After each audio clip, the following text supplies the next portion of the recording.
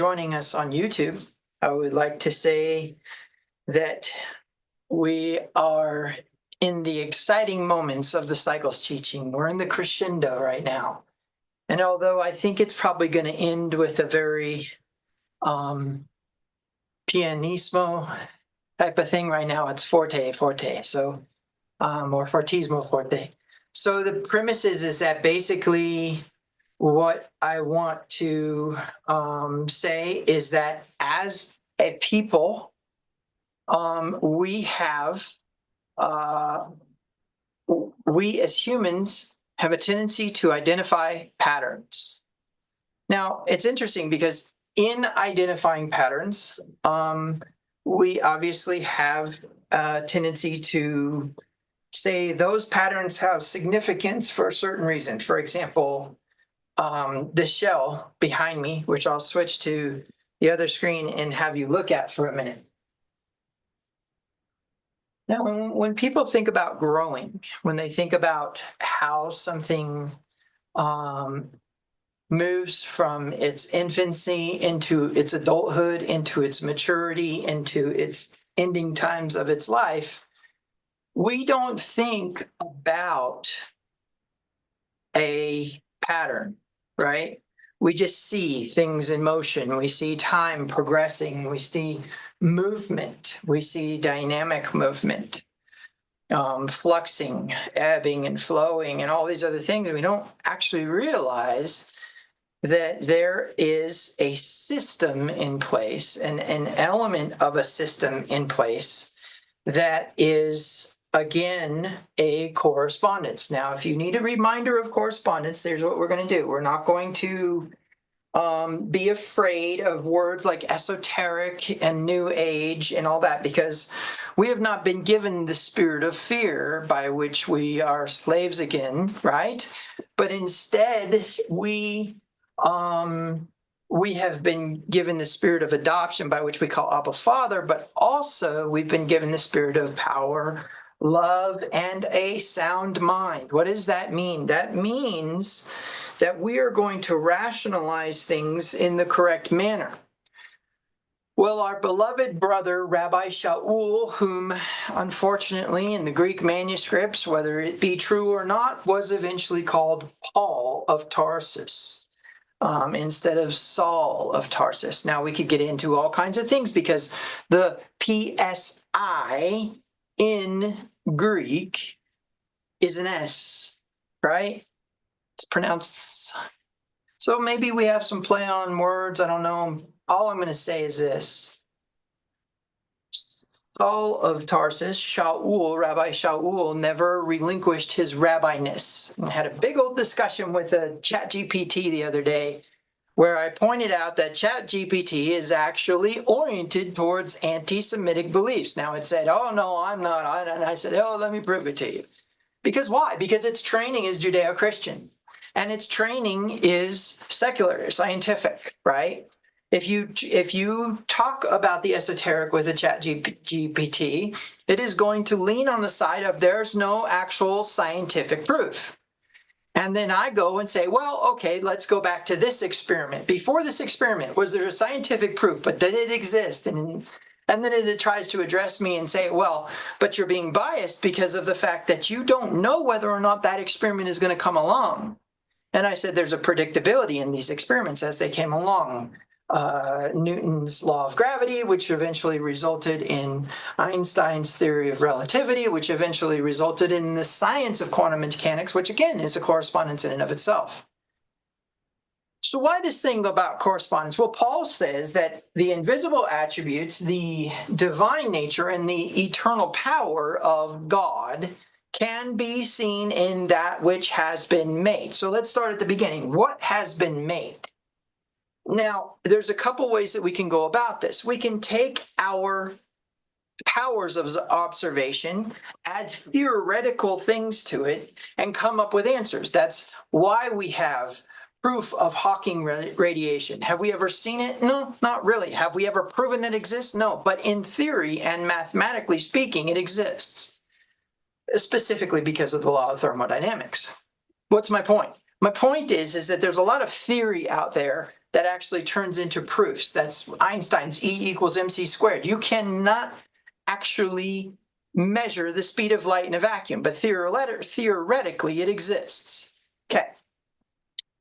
The reason why that's important is because when we get into the ideal of patterns or cycles in nature, we need to realize that that is an emanation from something greater, okay? So let me explain why that's important. The reason why that's important is because when we think in terms of height, width, depth, time, we are extraordinarily rectangular in nature, okay? We are, we think in terms of rectangles. All of our windows, our houses, everything is all squares at 90-degree angles usually, unless you can pay a little extra to the contractor, and then you got maybe 45s, right? But the point being is there's nothing spherical. And in terms of emanation, we need to think more in terms of spherical, okay? And when we're working with that premise, it is important to understand that what we are experiencing is the function of the intensification of all power in the universe. Has a very specific way in which it does what it does. And because of that fact, we need to realize that patterns are trying to tell us something. There's that age-old saying, right, where you have, if you need a haircut, and somebody says you need a haircut, maybe you don't think you need a haircut, and somebody else says you need a haircut, and another person says you need a haircut, then maybe you need a haircut. Well, the same premise is true in logic. And there is a contextual theory in systematic theology. We're going to talk about systematic a little bit, but in systematic theology, there is a theory that says, in fact, it's actually the first theorem in systematic theology. And what it says is that God exists because there's a discussion about him. In other words, there's enough people that say he exists to prove that he exists, right? But the truth is have we ever actually proven that God exists beyond our own belief system? Have we ever actually established that there is a creator and whatever? You say, well, wait a minute now. We can go into creation science. Let's call Ken Ham in, right? Let's go and explore answers in Genesis. Let's go explore the Creation Institute, right? The Institute for Creation Research, et cetera, because that proves God. Well, no. Not really. It just proves that whatever is causing these patterns to occur has some sort of intelligence with it. Well, if that's true, then we can accept that at the very least, whatever is influencing the patterns that begin, which I'm going to explain to you in a minute, has information retention. So in terms of intelligence, there's a couple ways that we could look at it because there's important elements to intelligence. There's spatial intelligence, there's audio intelligence, there's kinesthetic intelligence, there's mathematical intelligence, there's logical intelligence, there's abstract intelligence. But the whole idea behind intelligence is information retention, right? What makes a person or a system intelligent is actually its ability to retain information, recall that information, and have it affect future decisions, right? Now, I think we talked a little bit in times past about artificial intelligence. Well, let me explain something to you. If you make a spreadsheet, right, and you have column A, row 1, right? Column A, row 1, and it has first name. right? And then column B, row 1 has last name. Okay, that's not very unique, especially if we get John Smith on the board. You know how many John Smiths will be in that list, right? Okay, so now we have to have something else unique to make it unique. So we're going to say, okay, how about phone number? So now phone number invariably could be the unique thing. Date of birth could be the unique thing. We got a John Smith who was born at this time. Well, now how many John Smiths were born on that date, right? So we need something a little bit more unique. So obviously we say, okay, well, let's use their social security number. So we've got John Smith with social security number makes them unique, right? Now we have a whole list of people. That's called a database. And if I'm a business owner and I want to cold call a group of people or whatever, and I have their phone number, I go down a list called a database. Well, when you are training an AI, all you do is expose an algorithm to a database. Information retention. So the word artificial intelligence is the concept or the idea of retention of information. Well, where do we find that? Well, interestingly enough, we find it in DNA, right? Where's one of the places where information retention has superseded any storage system in existence as supercomputers, etc., doesn't matter. Your DNA actually contains proof of an origin of species, right? That has nothing to do with monkeys. But furthermore, your information system contains traumas. That's a new discovery, right? Epigenetics, where you actually have retained within your DNA proof that your tribe or your people or your ethnic group went through trauma. And then we can actually factor in that it became information that was inserted into your brain after you were born to kind of warn you that this type of trauma could occur in your lifetime. Whoa, okay. So intelligent beings in the sense of having that, sure. But in general, when we're working with like the beginning of a human being, what do we start with? We start with an egg. We start with a sperm, we have an insemination, and that insemination occurs and causes what? The beginning of the egg, which then becomes the zygote, et cetera, et cetera. Pretty soon we have a heartbeat, et cetera, et cetera. So the premise is that there's this outward growth. Well, let me show you something. Let's get on the board real quick. I think this is going to be a very, very important point. Going back and looking at our conch shell here, we are going to go to the whiteboard and talk a little bit about what is happening here. Okay, so first and foremost, the way I want you to think about this is that in general, I'm going to have to draw this in 2 dimensions to the best of my ability. I'm going to illustrate this premise. But the premise is that in general, let's see, I think my colors are fine. So we'll start with just the egg, right? And then there is what? A separation of cells. And then there's another separation of cells, right? And pretty soon there is an entire organism we'll go with as a result of the separation of cells. But what I want you to think about is that almost every illustration that exists in science concerning this separation of cells indicates that there is what? There is a rectangle, right? And so if that's true, if there's a rectangle, then actually there's some cells here going along with those other cells. The premise is that it doesn't stay 2-dimensional.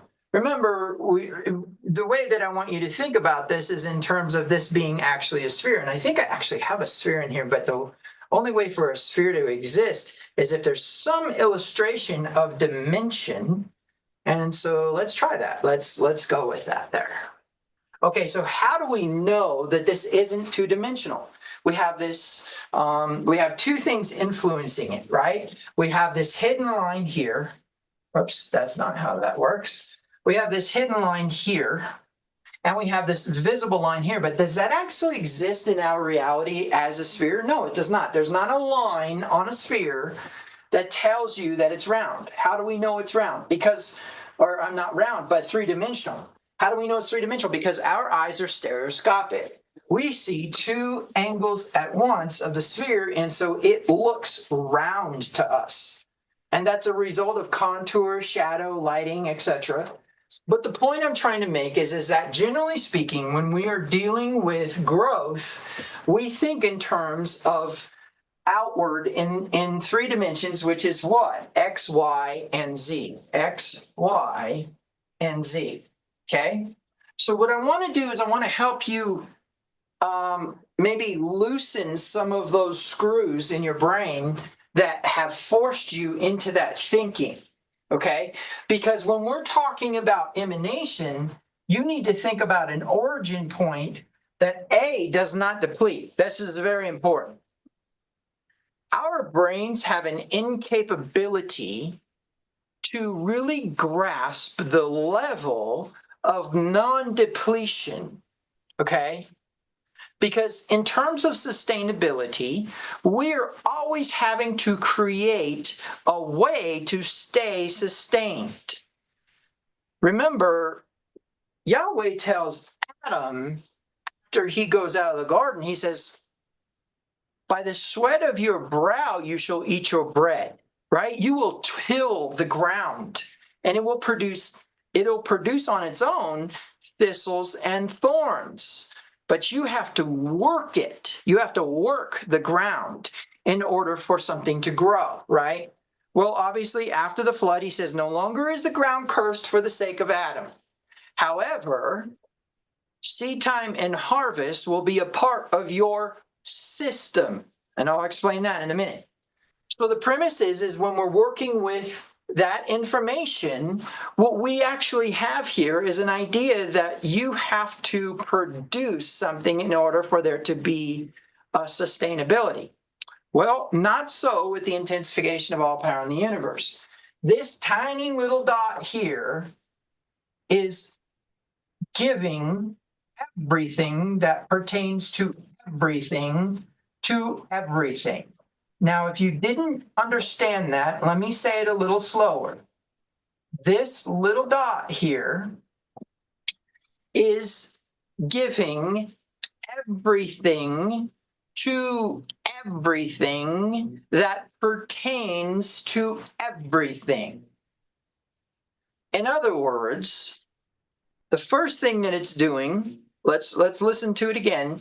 It gives everything. So what does that mean? There is actually no defined information about what's being given to everything. There is no specific thing within existence that does not have everything being given to it. Okay? And that pertains to everything means what? The information of everything is retained. So one of the things that's coming out of this little dot is information. And that information is being communicated to the entire existence of everything. We're not just saying universe, because God knows how many galaxies I can stuff into the known universe. You've probably seen the Hubble Space Telescope photograph of all the thousands of galaxies in that one photograph. And think about the fact that we are surrounded by billions, if not trillions, of stars in just our single galaxy. And there are billions upon trillions of systems, and we happen to be a system. And within that system is this huge planet that really kind of is difficult to circumnavigate with just your feet because it's so big, right? We can't just walk around the earth, right? So now what I want you to think about the minuteness of everything when it comes to you, because that is how we need to think about this, because in your mind, you got to go till the ground in order for food to come. But what you don't realize is it's appointed for you to have food somehow.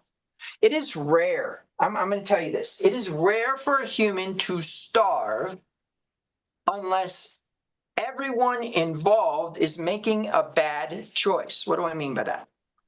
Well, if you have a system in which there are people who are not being fed and not able to feed themselves because nothing will grow, and there are other people in that system who are being fed and who are able to eat, not because they have the ability to grow, because they're the same and equal as those, but have the ability to import because of monetary or capital gain, then eventually we get into the idea that the only reason why somebody's starving is because somebody's choosing starvation. Now, we could get into all kinds of things. It was kind of funny. The other day I was at a political gathering, and one of the things that I was looking at in this political gathering was the problems in the community. And I'm like, look, hey, one of the problems in the community is that there's not enough provision of meal for people who can't afford a meal. There's a sentiment that there is, and there's a contentment to say it's not happening to me, therefore I don't need to be involved. But there are people who are actually hungry, maybe not starving, right? Because we're not dealing with an impoverished country. Here's my point. My point is that people are choosing to offer food. People are choosing not to offer food. That's not how this system works. In fact, this system isn't actually a system. I'm going to teach you that in a minute. But the premise is that it's non-depletable. So every answer to every question and every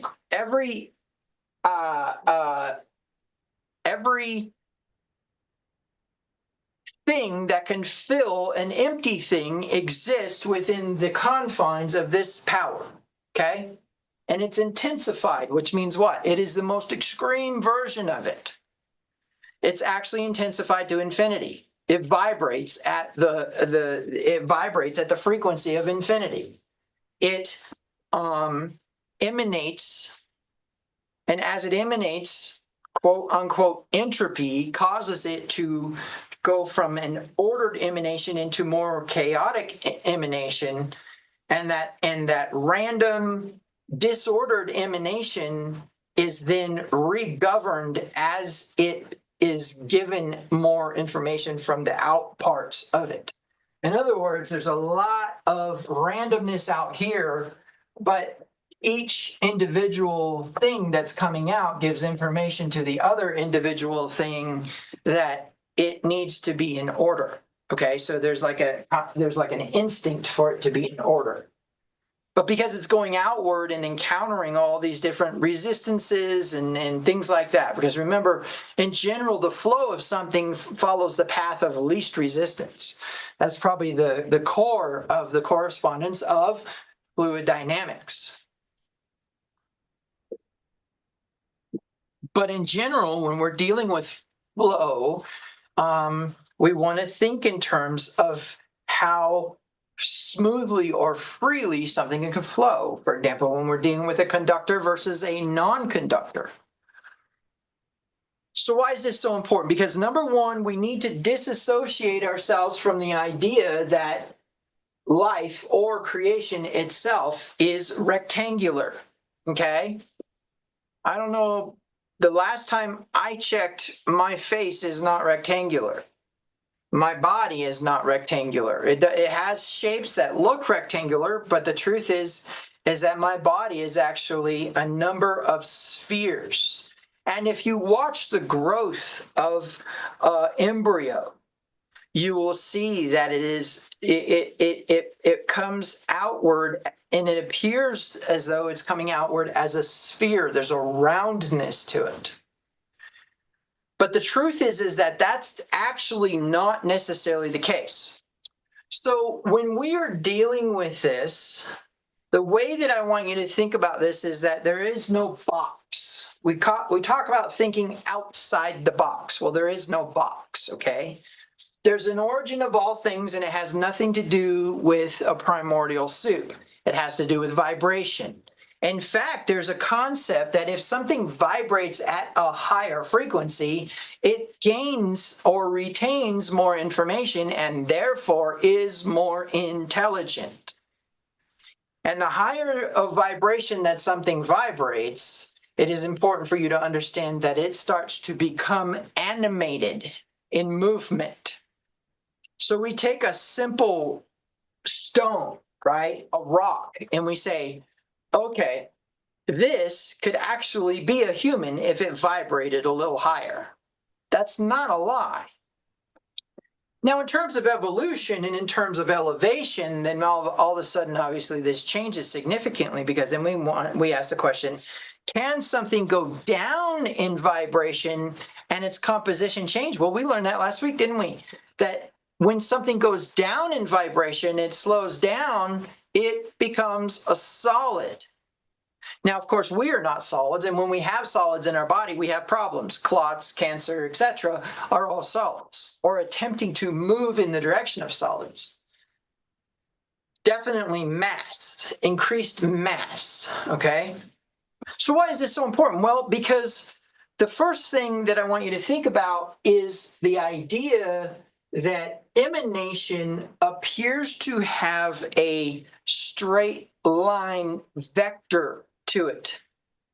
And what do I mean by that? I mean that it goes from point A to point B, and there's a force that moves that energy from point A to point B. B being the question, the deficit, the empty vessel, however you want to refer to it, and A being the greater, the answer, the inseminator, the masculine principle, B being the feminine principle, the receiver, the giver, etc. Now, it's interesting because what we encounter here is an idea that there's actually the beginning of something, and as something moves outward from that beginning, it has a very specific path, as it were, that it travels. Do we have proof of this? Well, referring back to correspondence, and why do I call it correspondence? Because really, truthfully, why reinvent the wheel?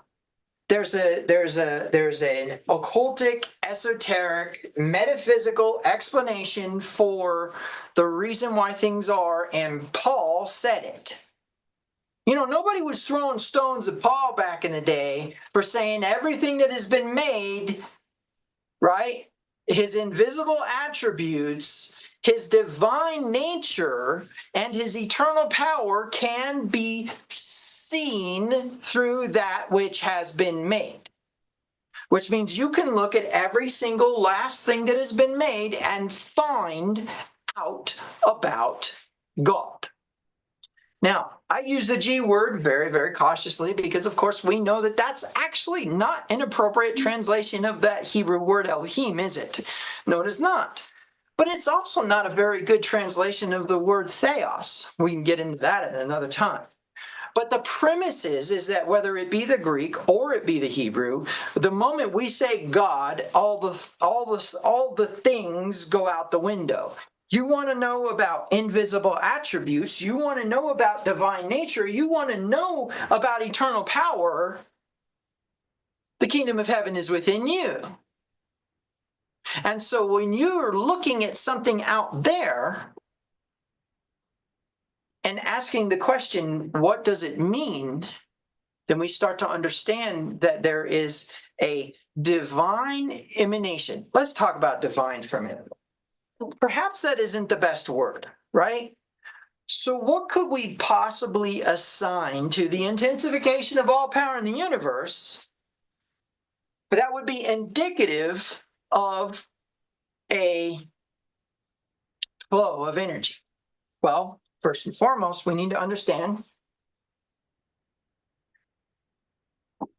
that contextually, anything flowing outward from the beginning is a flowing from a source. Now, do we have information in the universe indicative that says that something flowing from the origin of something is of its source, if you will, does so in a specific way? Well, yes, we do. We have amazing, actually amazing.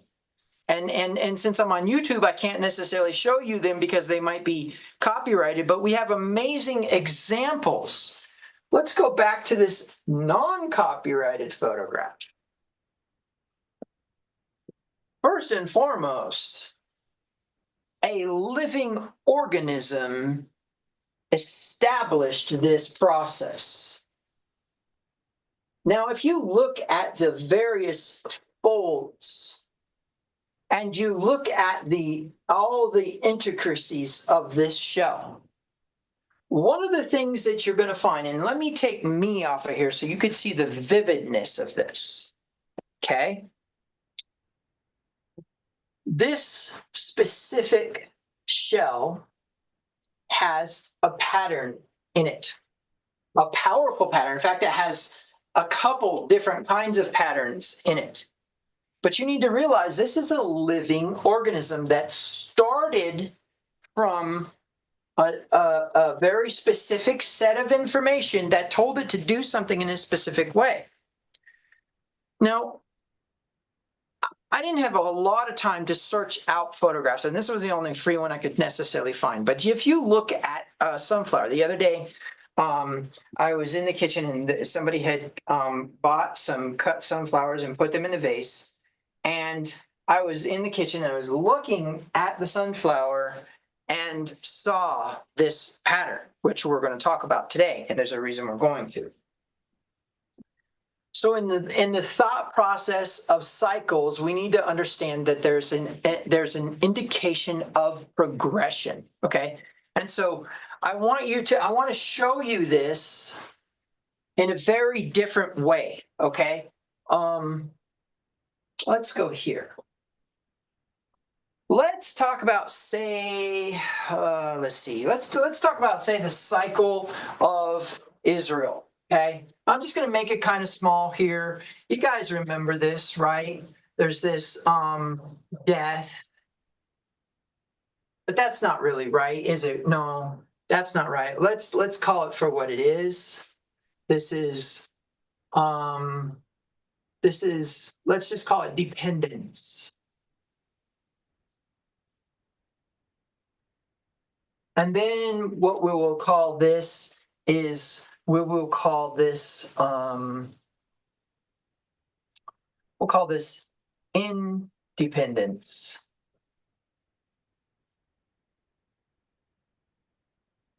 And then what we'll call this is what do I want to call this? I just want to call this, that needs a E. Okay, what I want to call this is, we're just going to call this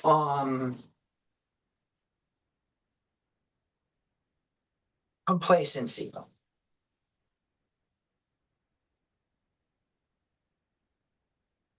Okay, complacency. And then we will call this oppression. Let's just call it oppression. One of these days I'll learn how to spell. Okay, so now in general, the way we look at this is that what happens, Israel is brought out. Let's illustrate it this way. In terms of what occurred. So Israel is brought out of Egypt. And as they're brought out of Egypt, as they move towards, they're completely dependent. And we need the Red Sea to part. We need the manna to fall. We need the water from the rock. We need protection from the enemies. All dependent, right? But as we start to move towards the land of promise, then there is an element of independence. Let's number our troops and find out how many we have so we can go to war, et cetera, et cetera. But then also there needs to be an understanding that as we move away from dependence to independence, that there might still be a divine assistance, but relatively speaking, you have to do it yourself, right? And then there's a belief that maybe doing it yourself is better than being dependent upon the thing that you were dependent upon up here. And eventually that leads to a dependence upon a false trust or a false dependency, which according to this concept, as we move through this cycle, what we result in is a return to dependence. Because why? Because this false dependence only works so long. Remember, we have the Israelites going in and Midian having them go after other gods, and so they're complacent. Oh, we don't need Yahweh, right? So as we don't need Yahweh, we start to be dependent upon the gods of the land, right? And specifically these quote unquote false gods. And as we do, all of a sudden this group begins to oppress us. Midian oppresses them, right? And then they cry out to God, and of course God delivers them through Gideon or whoever, Samson, whoever. And then they return to this dependence on what? On a judge, a guide, yes, but also upon the provision, protection, and instruction of God. So that's the cycle of Israel, right? That just happens over and over and over again. Now, there is an intrigue here. When we talk about Israel having a king, we make the mistake of having a lack of understanding of Torah. Because when we talk about it, what happens?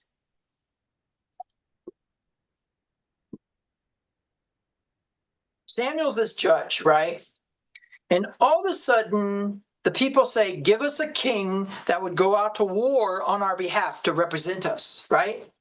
Well, what happens? Saul comes along, right? So eventually there's this time where Saul is a problem child and gets swept to the side, and David kind of rises into this position of king. And after he arrives at this position of king, he is fulfilling, I hate that word. He is actioning the progression of Torah. Why? Because Torah says they would have a king. So however much it was a disorder or a dysfunction that they had rejected Yahweh and wanted a king and blah, blah, blah, and all the whole thing that went on with Saul and with Samuel, Torah says that there would be a progression of a king. There would eventually be a king of Israel, which means eventually we would evolve away from this point right here, which is what? The judges. Okay. So now I'm going to try and adjust your brain a little bit. In terms of elevation, we could re-illustrate this. Okay? And the way that we could re-illustrate this is we could show that there are okay, so that's one of the first things we need to do is realize there's two cycles. There's the cycle of disobedience and the cycle of obedience. And the cycle of obedience is not actually called the cycle of obedience, it's called the cycle of abundance. So this is actually, we're going to call this the cycle of disobedience. Well, because we get into this oppression stuff, right? But over here, we have this other cycle, and that is that as we move from dependence, I'm gonna change our colors a little bit here. Got to keep you guys on your toes, right? Okay, so as we move into this other cycle, we need to remember there still has to be a death, resurrection, maturation, entropy, and return to death, right? So we talk about this idea of dependence, then we're kind of talking about, and when we're dealing with abundance, we're talking about the provision, which is a death to what? A death to self-efficiency, a death to self-sustainment, right? But as we move in this direction, one of the things that happens is we have the instinct to believe that we created it because why? Our crop is growing. But remember, this provision concept has its place in this cycle over here. And the reason it does is because there's this idea of cost in distribution. And so we go from provision to distribution.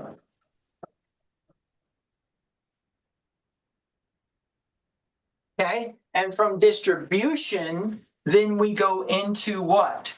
Cost. There's a deficit again, right? And then there's what? There is that concept of waiting for the next provision in order to create the next distribution, which will be a reciprocation of sowing. This is the season of sowing. And so we are in that part right there. We're in distribution. And there's a cost, right? And there's a necessity to wait for the provision again. So invariably what we have, and I'm just going to paint this in a different color and make it really thick, or as thick as I can anyways, we have a progression in a certain direction. And in this one, we have a progression in a certain direction, but technically speaking, they don't start in the same spot, right? So in that context, there's an idea that there's actually two different systems, which I'm going to explain here in a minute. In fact, let's go ahead and use blue for the one system, and we'll use purple for the other, okay? So here's our blue marker. And anybody who has an understanding of where everything begins will understand that they start at different times. Why? Because an obedience to the system is necessary.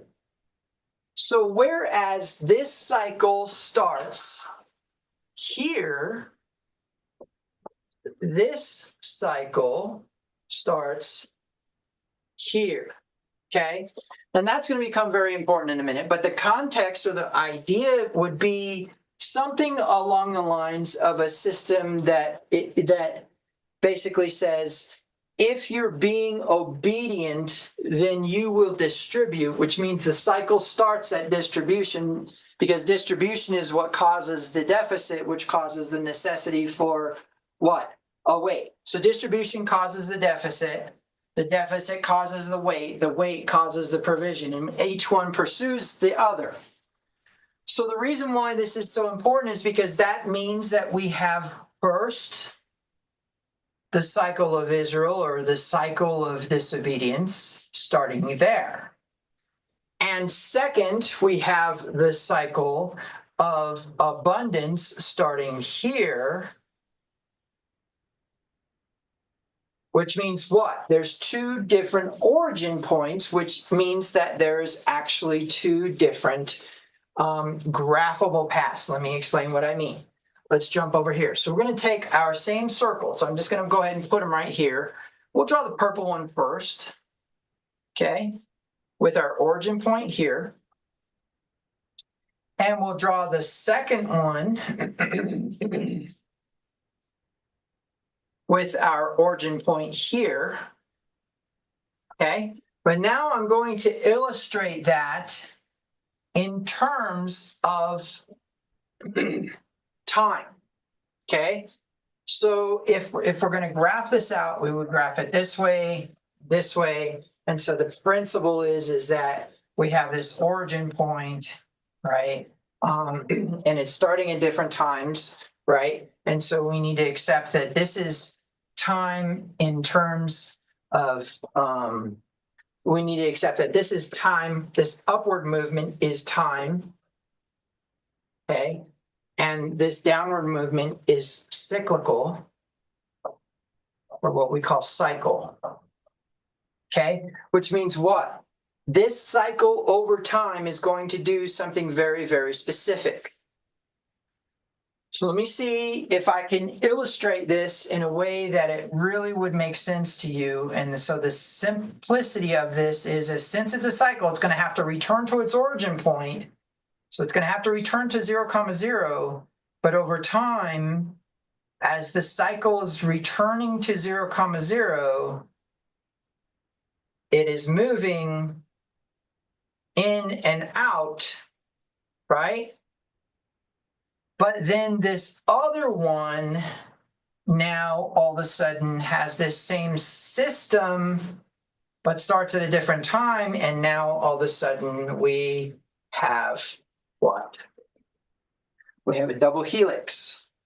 Because the context of that system is that over time, there's a progression upwards of ebb and flow. But we're missing a very, very important truth, okay? And that very, very important truth is that over time, if we were to put this back on the board, over time, I think people would agree with me that Israel moved from disorder into order. So if we were to illustrate that, let me take that back. Let me work this a little bit differently. If we were to watch Israel in its infancy and its growth and its honor of God and its trust in God and its actions of obedience and disobedience, we're going to notice something very progressive about it until a certain point, which we would probably call maybe the point of critical mass. I don't know. I would not necessarily, but what I want to do is I want to give Israel the benefit of the doubt, because one of the things that Christianity has done a great job of is condemning the Jews for their mistakes. And so I would like to do something a little bit different and say, you have the intensification of all power in the universe causing a relational interaction with these people. And every time we turn around, it's moving to the next maturity level. Then that is something that starts as an origin and moves its way outward. Which means what? We are working with a very, very different model when we factor in the idea that each cycle does not return to its original origin point of magnitude of obedience. Let me explain. The people follow the leaders. There's an intrigue here. So as we move away from Gideon, right? So Gideon's here, and we're starting to move outward, away from Gideon, upward. And as we're moving away from Gideon upward, one of the things that's happening is that Gideon made an ephod for meditation and prayer, right? David made one too, or maybe it was the same ephod. We don't know. And people started kind of like coveting it.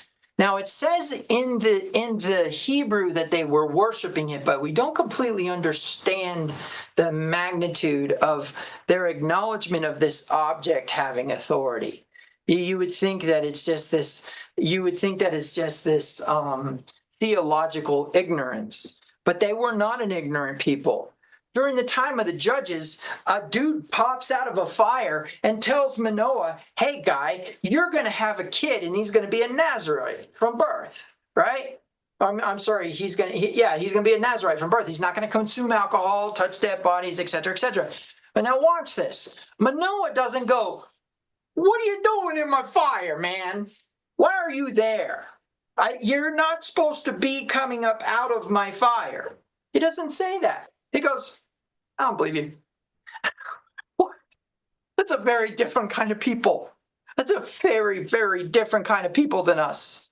We would be tripping so hard over the guy in the fire that we would not even hear the message. He'd come up and go, and that's all we hear, like Charlie Brown's teacher. Quack, quack, quack, quack. Dude's in the fire, man. Right? Okay. That needs to be taken into consideration. These are very different people, okay? But here's a very, very important point that we need to get, and that is that they progressively become more obedient, but they follow the leader who is obedient, which is a very important point. So as we're working with Samuel, they want this king, but they want this king to represent them and go out to battle. But the truth is that Torah says that that king would write a Torah scroll of his own so that he would follow it and keep the commandments day and night all of his life. And then what? The people would follow him. And so we have this king come along, and he's going to what? He's going to progressively demonstrate obedience, waiting upon God, abundance, etc., etc. Do we have some problems with that king? Yes, of course, we had a problem with all the kings.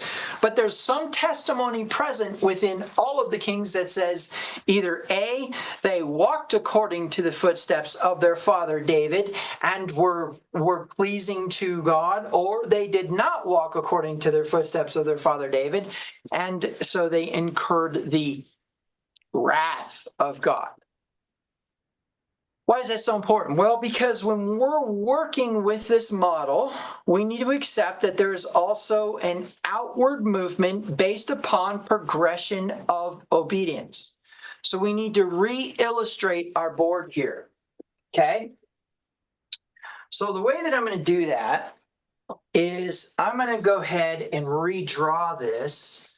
Let's see if I can just get away with this. Oh, that's lovely. Okay. So let's start with the blue because that's the cycle of disobedience, right? And let's go and explain that as they experience the cycle of obedience, they actually get better and better at being obedient, and there's less oppression and the power of the nations. And then furthermore, then we can also look at this with that same idea in terms of what? This.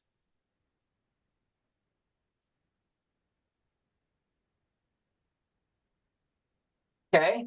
Which means what? It gets wider. In fact, let's get a little bit more extreme with it. I kind of stuck to my timeline there. Let's get a little bit more extreme with it.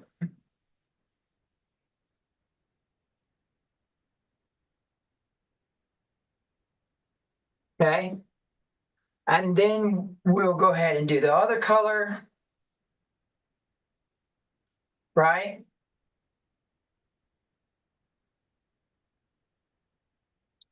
So the whole idea is that this gets bigger. And if I really, really wanted to get technical, what I would want to do is show this very symmetrically. So let's pick a different color to try to show the symmetry here and see if that helps me draw a more effective one. So let me go ahead and delete these. And what I'll do instead is we'll get some symmetry first. And the way that I'm going to do that, we'll just go ahead and use this color here. And I'm just going to move this outward like this. Okay. Let's see. Let's get rid of this spiral. And what else do I need to do? Well, all right. So that'll work probably to give you this illustration the way that I need your brain to think about it.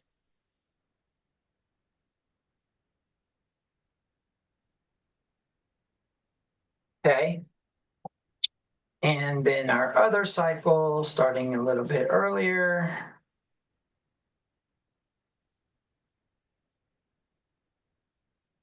There we go. Zoop, zoop. There we go. Okay. So what I want you to see here is this idea of this thing going outward and upward. Now, I know that we have discussed this before. We discussed this in the sowing series where we talked about sowing into the mental, the physical, the emotional, the spiritual, and the fiscal health of a human being. I know we've talked about our own lives as having this origin point and working its way outward. But now what I want to do is I want to explain that this context of this system has a lot of things involved in it. And the best way I could put it to you is that if this is a illustration of obedience, do we have a scripture that says that a very specific thing is occurring here? And the answer is yes. Romans chapter 8, verse 4. Let's go there. That's going to be one of our important scriptures in this whole mess. And it is a little bit of a mess because this is kind of outside of our thinking. This is a different way of processing the information that we normally are looking at. And so if you have an open mind, I think that you'll find that this is very, very intriguing. What I'm going to do, I'm going to go ahead and go to the King James, and there's a specific reason I'm going to go there, and that is because this actually says, I just want to show you this difference real quick, and please, before you go, oh, the other Bible's not okay. I'm going to tell you right now, every English translation is garbage compared to the Greek. And really, honestly, the Greek is garbage compared to the original Hebrew, which we don't have. But I can tell you if we had, would be very esoteric. Paul was a different animal. Paul was not on the same wavelength with us. He went to a place that he says he can't even speak about what he saw. That means either A, you can't handle it, or B, he can't figure out what it is. He had no frame of reference to define it. Okay? And that's just the third heaven. All right.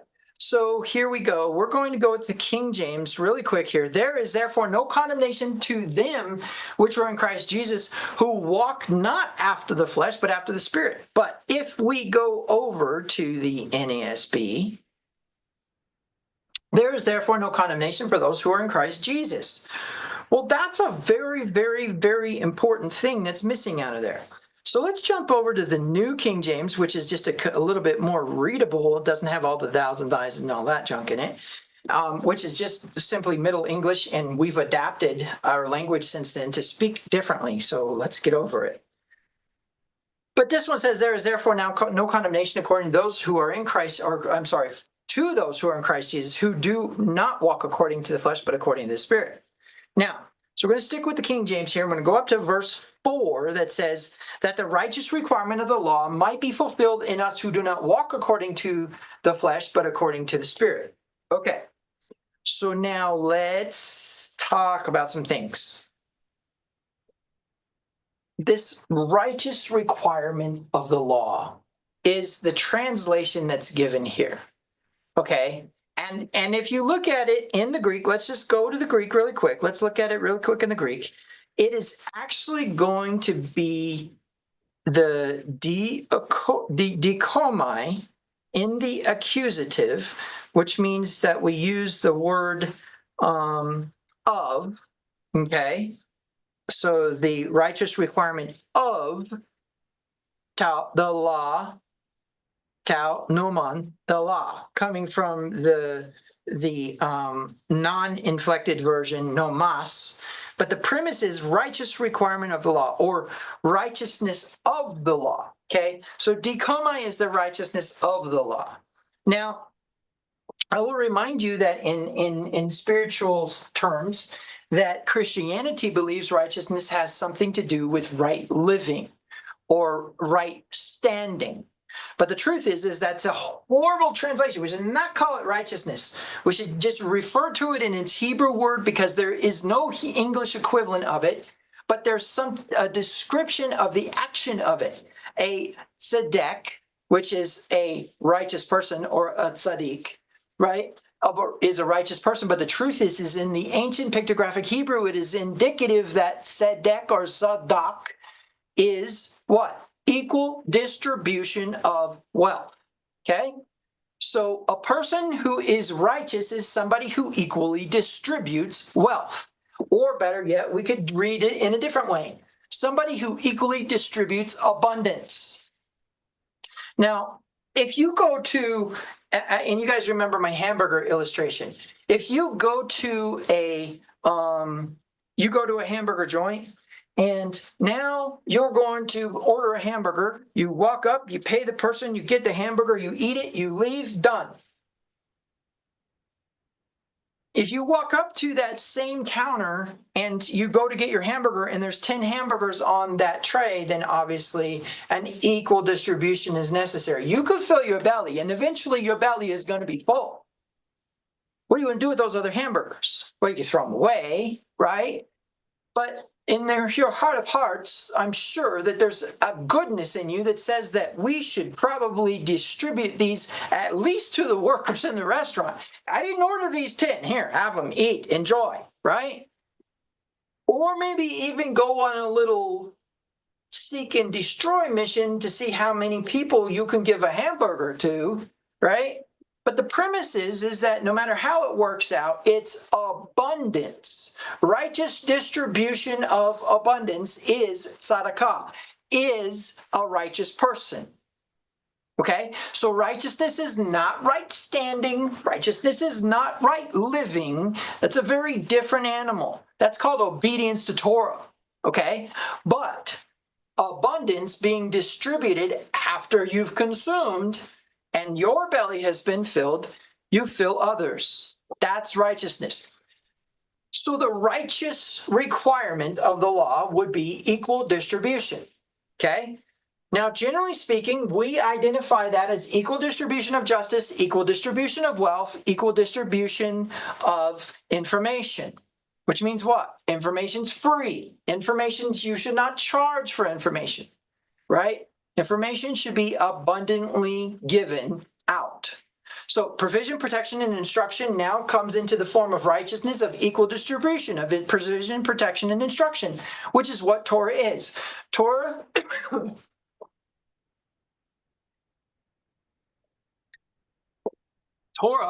is a functional information system that tells you as a human being to equally distribute justice, information, and provision.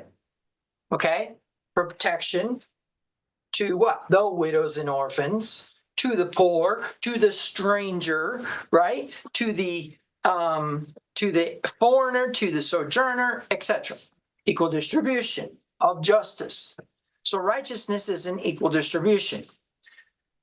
So the righteous requirements of the law is just the social justice of Torah. Okay? Okay. Now, some of that social justice has to do with the supernatural realm and information concerning the supernatural realm. For example, not having other gods before Yahweh, etc. Okay? But that informational system is required in order for you to activate the force of benefit of abundance to begin with. What do I mean by that? Abundance does not come to you without effort. And the specific effort that has been given in its information is in Torah, is in Deuteronomy 28, when it says, if you do these things shall come upon you. You will be blessed in this way, blessed in that way, head and not the tail, business negotiations on your behalf, blah, blah, blah, blah, blah. So then you understand that Torah is a force of benefit in order to create abundance in your life. However, and this is very important, it is contingent upon action. Whereas disobedience is also contingent upon action. The improvement upon disobedience to obedience is what this illustrates. However, it is very, very important that you hear this. Now that you understand righteous requirements of the law, now that you understand you know what, I'm not going to try to pronounce the Greek today for whatever reason, I just can't seem to do that. So we're just going to go over here. The righteous requirements of the law might be fulfilled. Oh gosh, there's that word. Oof.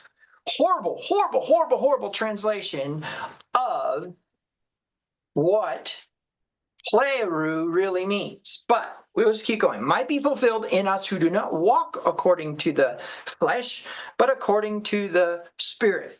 Okay, so now going back to this informational system here, we know that the progress of obedience, abundance, and distribution, the purple line, is the result of an obedience to that system. we know that the progress of disobedience being reduced, in other words, righteousness starting to come out. In fact, you know what? Let's label these. That'd be a great claim. Let's label these. Okay? Label them in purple first. Here, you can look at the board, not at my back. How about that? All right, here we go. So this is abundance. Oh gosh, we need that in purple, don't we? Okay, this is abundance. Oops, that's not good either. Here we go. This is abundance. That's an M. And this is what? Righteousness. Why can I make this claim that this is righteousness? Because all righteousness is an equal distribution of what? Justice, wealth, and information. So righteousness being an equal distribution of justice, wealth, and information, and that righteousness, right, or the act of being righteous starts at an origin point where there's a little bit of righteousness, justice, etc., to something that's very, very righteous and just, right? And the complaint, this is going to be important, the complaint by the prophets. The complaint by the prophets. Let's talk about the prophets. What did the prophets complain about? The prophets complained that they were what? Violating Torah. Now, as a general statement, the violation of Torah is sin, right? But what sin truly is a lack of willingness to preserve the sanctity of a person's livelihood, abundance, of a person's physical well-being, right? Protection, and of a person's their satiety, right? Then being sustained is a distribution of wealth, or I'm sorry, a distribution of provision. Okay, so provision, protection, and instruction in abundance becomes wealth, right? Wisdom and so wealth, wisdom, and let's call it looking out for one another would be the premise there. So I don't know, observation we'll call it. How about that? Anyways, the premise is a provision, protection, instruction when they are in their abundant state and equally distributed result in those things, including in reciprocation. So you want more knowledge, you go teach, right? You want more protection, you go protect somebody. You want more provision, you go and provide, right? That's the reciprocation of those things, and it will always be an elevation. Why? Because there's a return to the source, and you're being like the source.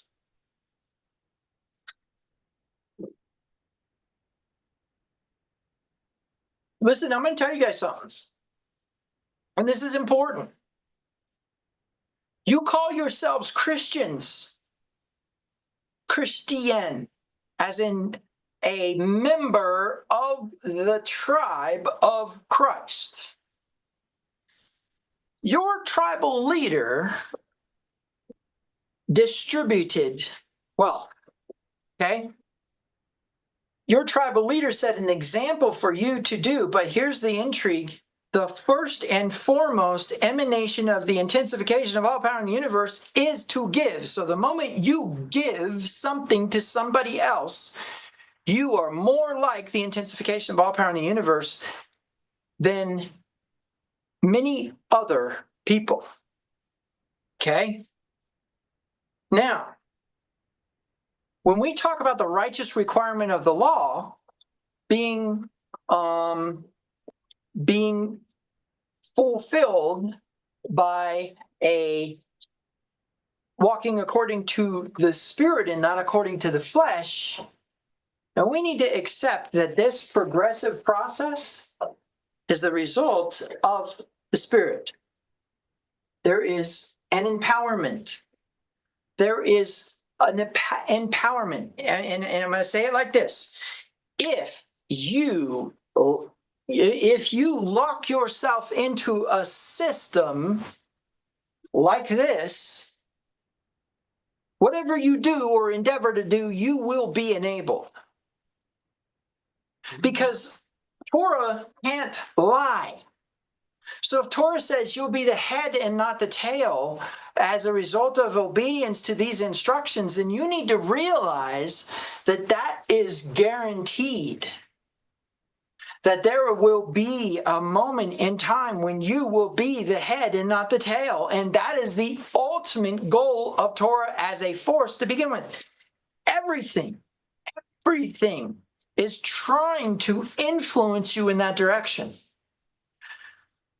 So, are we talking about prosperity ministry here, like a neo-Creflo Dollar?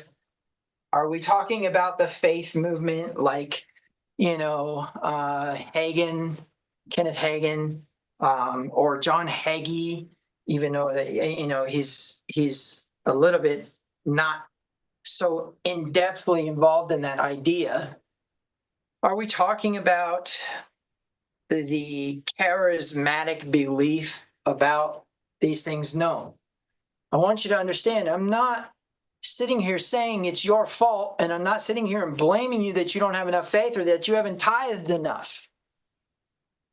You need to remember what I read you first. There is no condemnation for those who are in Christ Jesus, who do not walk according to the flesh, but according to the Spirit. You know why? You know why that is not in the NASB? Because the NASB used different manuscripts, and that particular manuscript is a later date than the manuscripts that they used. That's it.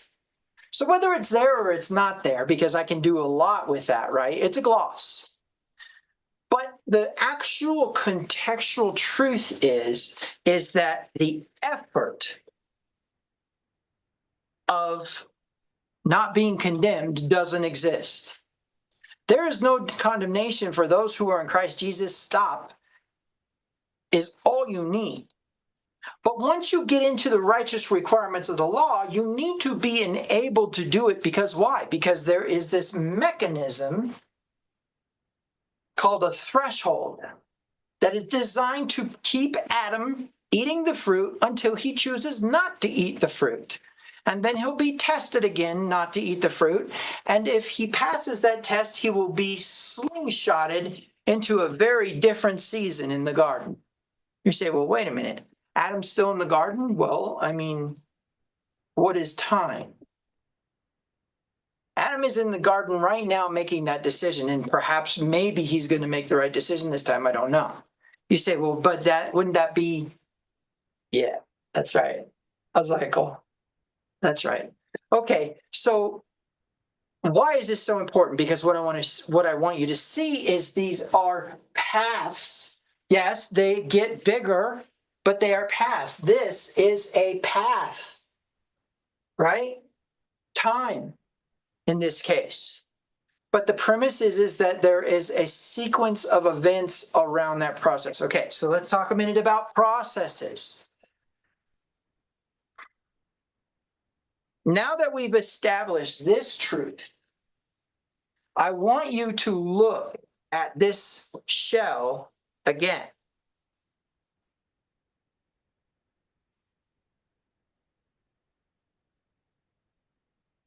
You see, this is actually a top view of a conch shell. And if you were to look at it the other way,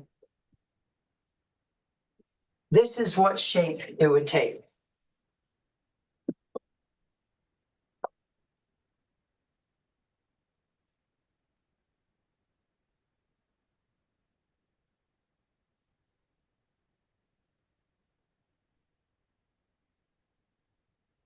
So as we're looking at the top view, we see all these striations. So I'm going to draw them in here.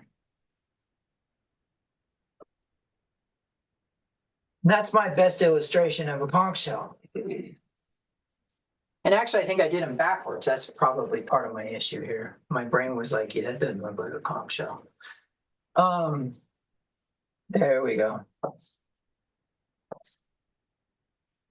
All right, so that's a conch shell, right?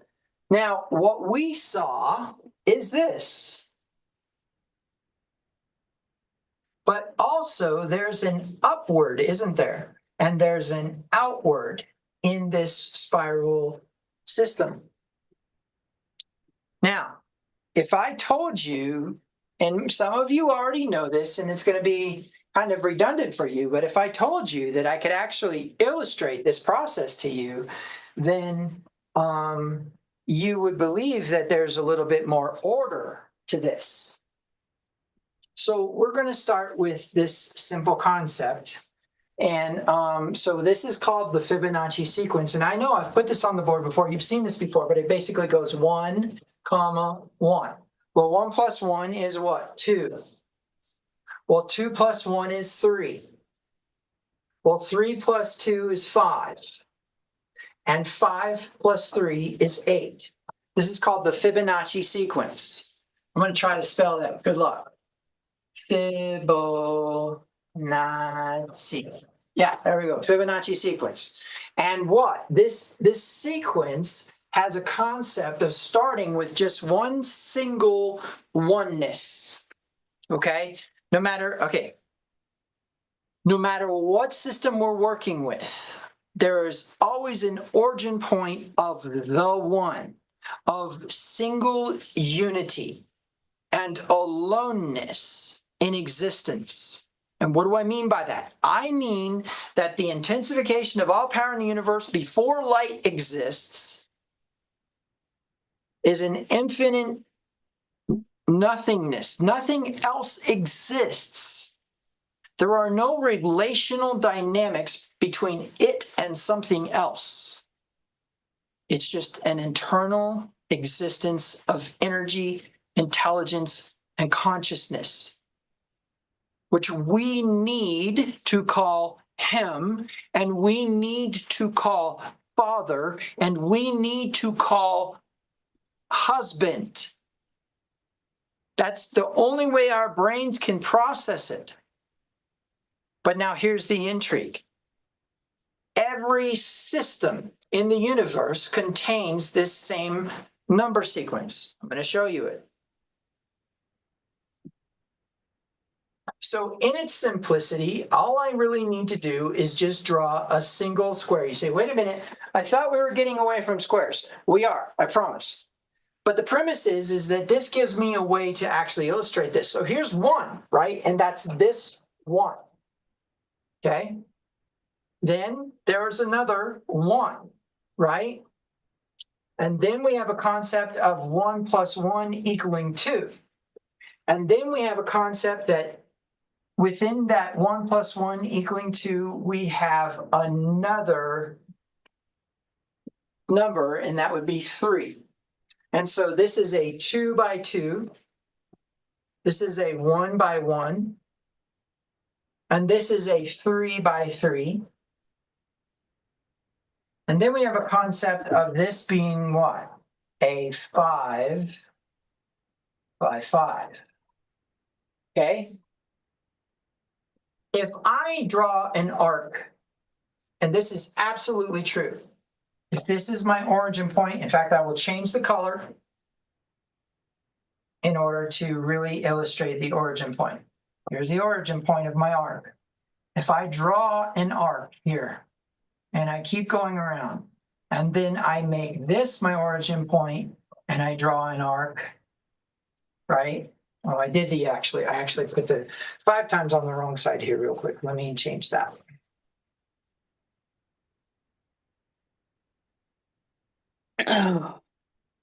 Okay. There we go. All right, and then let's go here. Give me 1 second.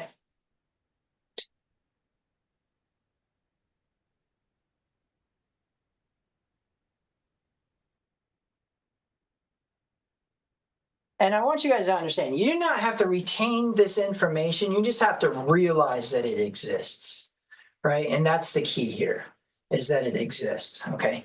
And so I'm not as much looking for you to just retain information and like, oh, now I know all the nuances of quantum physics. No, that's not my plan. My plan is to show you how powerful these systems really are. And there's a reason for that. So let me start over with my blue here. And what I'm going to do is just each time I'm going to make the corner of the square the origin or the emanation point of the sphere. You say, well, wait a minute, that's actually not the case there. That's not the sphere. Well, if we were to put a sphere here, okay, if we were to put a sphere here, and we were to divide that sphere, and let's use a finer pen for that, actually. Let's use a finer pen for that. And let's divide that sphere using this color here. Okay, if we were to divide that sphere into parts, okay, and the way I want you to think about it is that this right here is a hemisphere in three-dimensional space. Okay? If we were to look top down on this, all it would be is an arc. See my point? Okay. So now if I draw another arc in the same system of this Fibonacci sequence, then that's actually saying that I'm covering this other hemisphere as well. But then something interesting happens. We have to go to the origin point of the new emanation. And the reason we do is because why? Because something is happening. It is growing. It's increasing. And it's increasing for the benefit of something. Okay. And so now what I have demonstrated to you is that on a two-dimensional plane, the expansion of a sphere looks like this, okay, on a two-dimensional plane. Now, if you were to graph that over time, something interesting happens. All that happens is there is a rotation in the sequence. So over time, sequence does not change.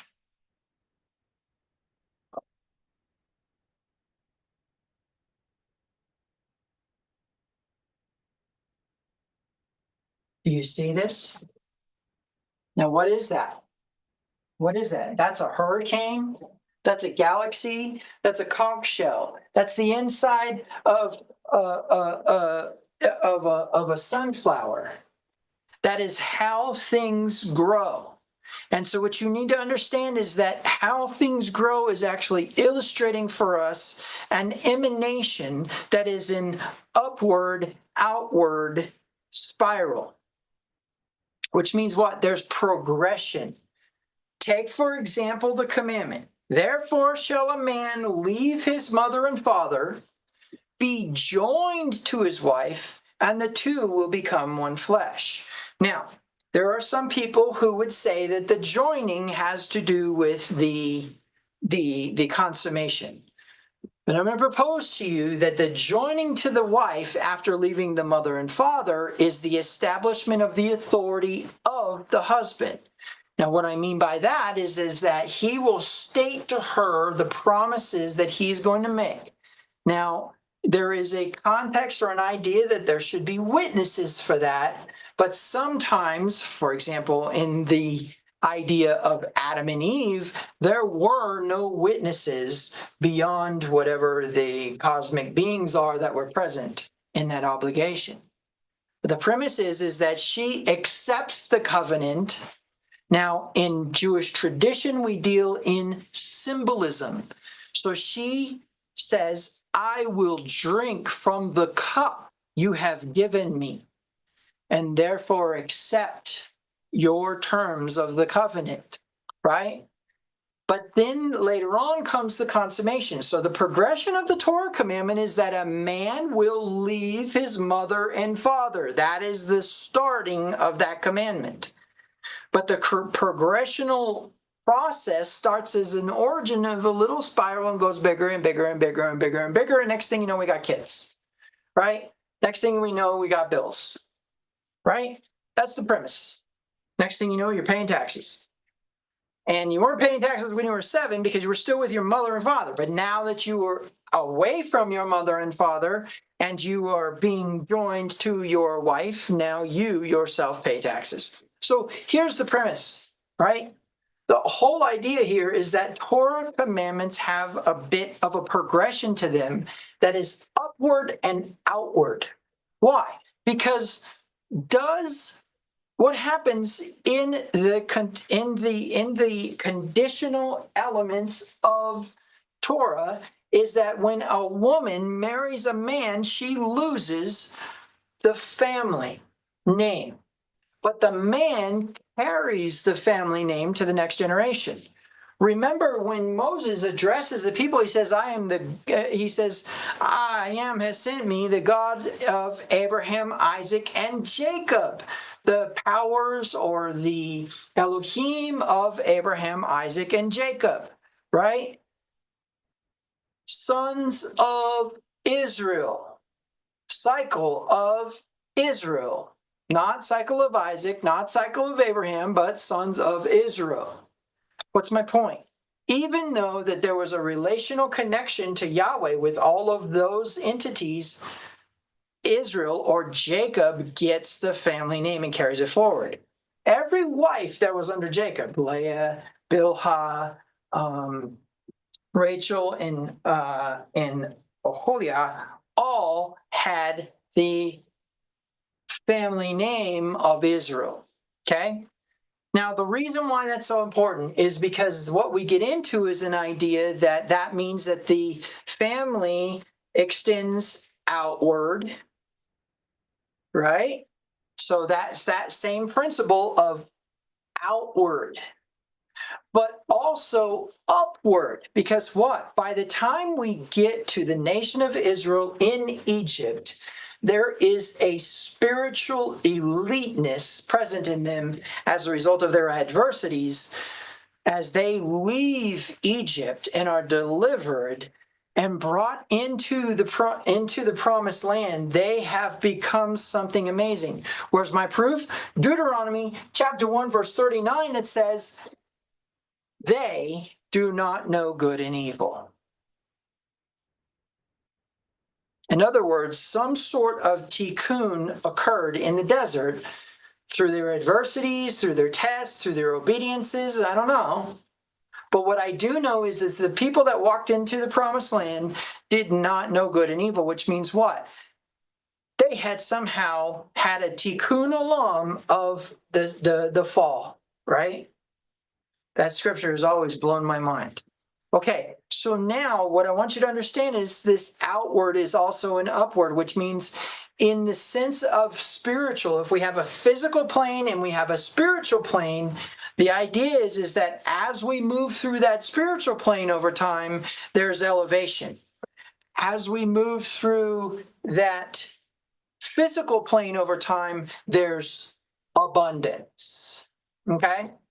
And so in that context, it would stand to reason that the reason why everything is falling into these sequences, and let me tell you, I have delved deep into Fibonacci, and I have dealt deep into this golden mean, and I have researched frequencies and how they interact with these spirals, and I have researched energies and figured out how they interact with these spirals. And I can tell you at the core of everything is 2 very important points. Number 1, the system that is governing those growths in nature and creating those processes is a system of information. Something's telling them, don't go round, because that's not me. Don't go square. That's not me. You look at a tree, if you open up a tree and you see the rings of a tree, there's always an origin point and it goes outward from there. Okay? But the premise is it's a very subtle spiral compared to what we see here. But what's my point? Everything grows in this way. You know, Einstein, he almost died trying to verify that a plant had a Fibonacci sequence in it. But why is Fibonacci so important? Well, it has to do with almost everything in the universe. For example, let's say that we talk about our face. There's actually a Fibonacci sequence on our face. There's a spiral on our face. In fact, artists are taught this. Hey, if you want to draw a face correctly, you need to have a 1 to 1.68 ratio on everything. You have a 1 to 1.68 on your fingers, a 1 to 1.68 for the cubit. You have a 1 to 1.68 with how your torso is in ratio to the rest of the proportions of your body. This is contained in Leonardo da Vinci's drawing of man with the arms out. This is big and very important because it's going to teach you something that I don't think a lot of us have really gotten our minds around, but Paul was trying to tell us. Paul was trying to tell us that there are patterns and there are cycles and there are points in time that are sequenced. And if they're sequenced and they're cyclical, then that means that there is a process of progression over time, a process of progression. Now, why is that so important? Because number one, and we're going to learn some more about this, but I'm going to start to give you a hint on what you really need to get your mind wrapped around. And I've said it now for 3 weeks. The Sabbath was not made for man, but man for the Sabbath. Now I'm going to tell you, if I was to illustrate what I have experienced in this ministry thus far, I can tell you that it has been an outward expansion, not necessarily in terms of group, because my core group started with maybe about 3 people, and our congregation is expanded out to however many YouTube people I have now. But the premise is that basically it has gone outward over time, not really, really fast, but has expanded outward. And in that process, I think it's very important to say also that I have elevated in my faith, elevated in my knowledge. When I began this process and I started teaching people, there's a lot of things I didn't know. And now what's amazing is now coming into like this specific sermon, I can say, and maybe I shouldn't call them sermons, I don't know. I can say that as I come into this, I am learning just as much as you about this whole situation. But I can tell you that if the cycle of Sabbath started with 3 people and we meet on Sabbath every Shabbat, unless there is something to constrain me from not giving that message that week, either I don't have a confirmed message or there's something going on like we're going camping or whatever. You need to understand that it's been an outward expansion of knowledge. It's been an outward expansion of information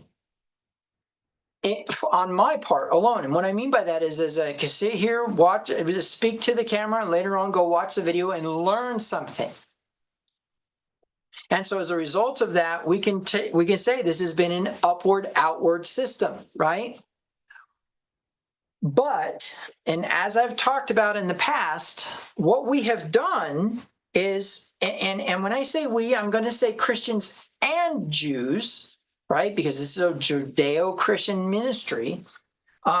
Christians and Jews have done the same thing in their own way. For example, the Jews have said, oh no, we have to preserve the Sabbath. We actually made it into an entity, called it the bride, etc., etc.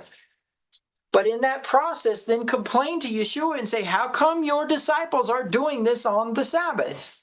And there's a moment where he's like, okay, first of all, I'm going to say this. Y'all are not getting it. Let's just go with that. Does that make them bad people? Does that make them, an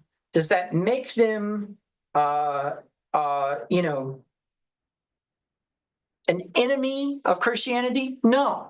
That is Constantine's sick mind. The Jews were not enemies of Christianity, but they did follow a path that eventually led to them believing that there's no way that Yeshua could have been the Messiah. Now, having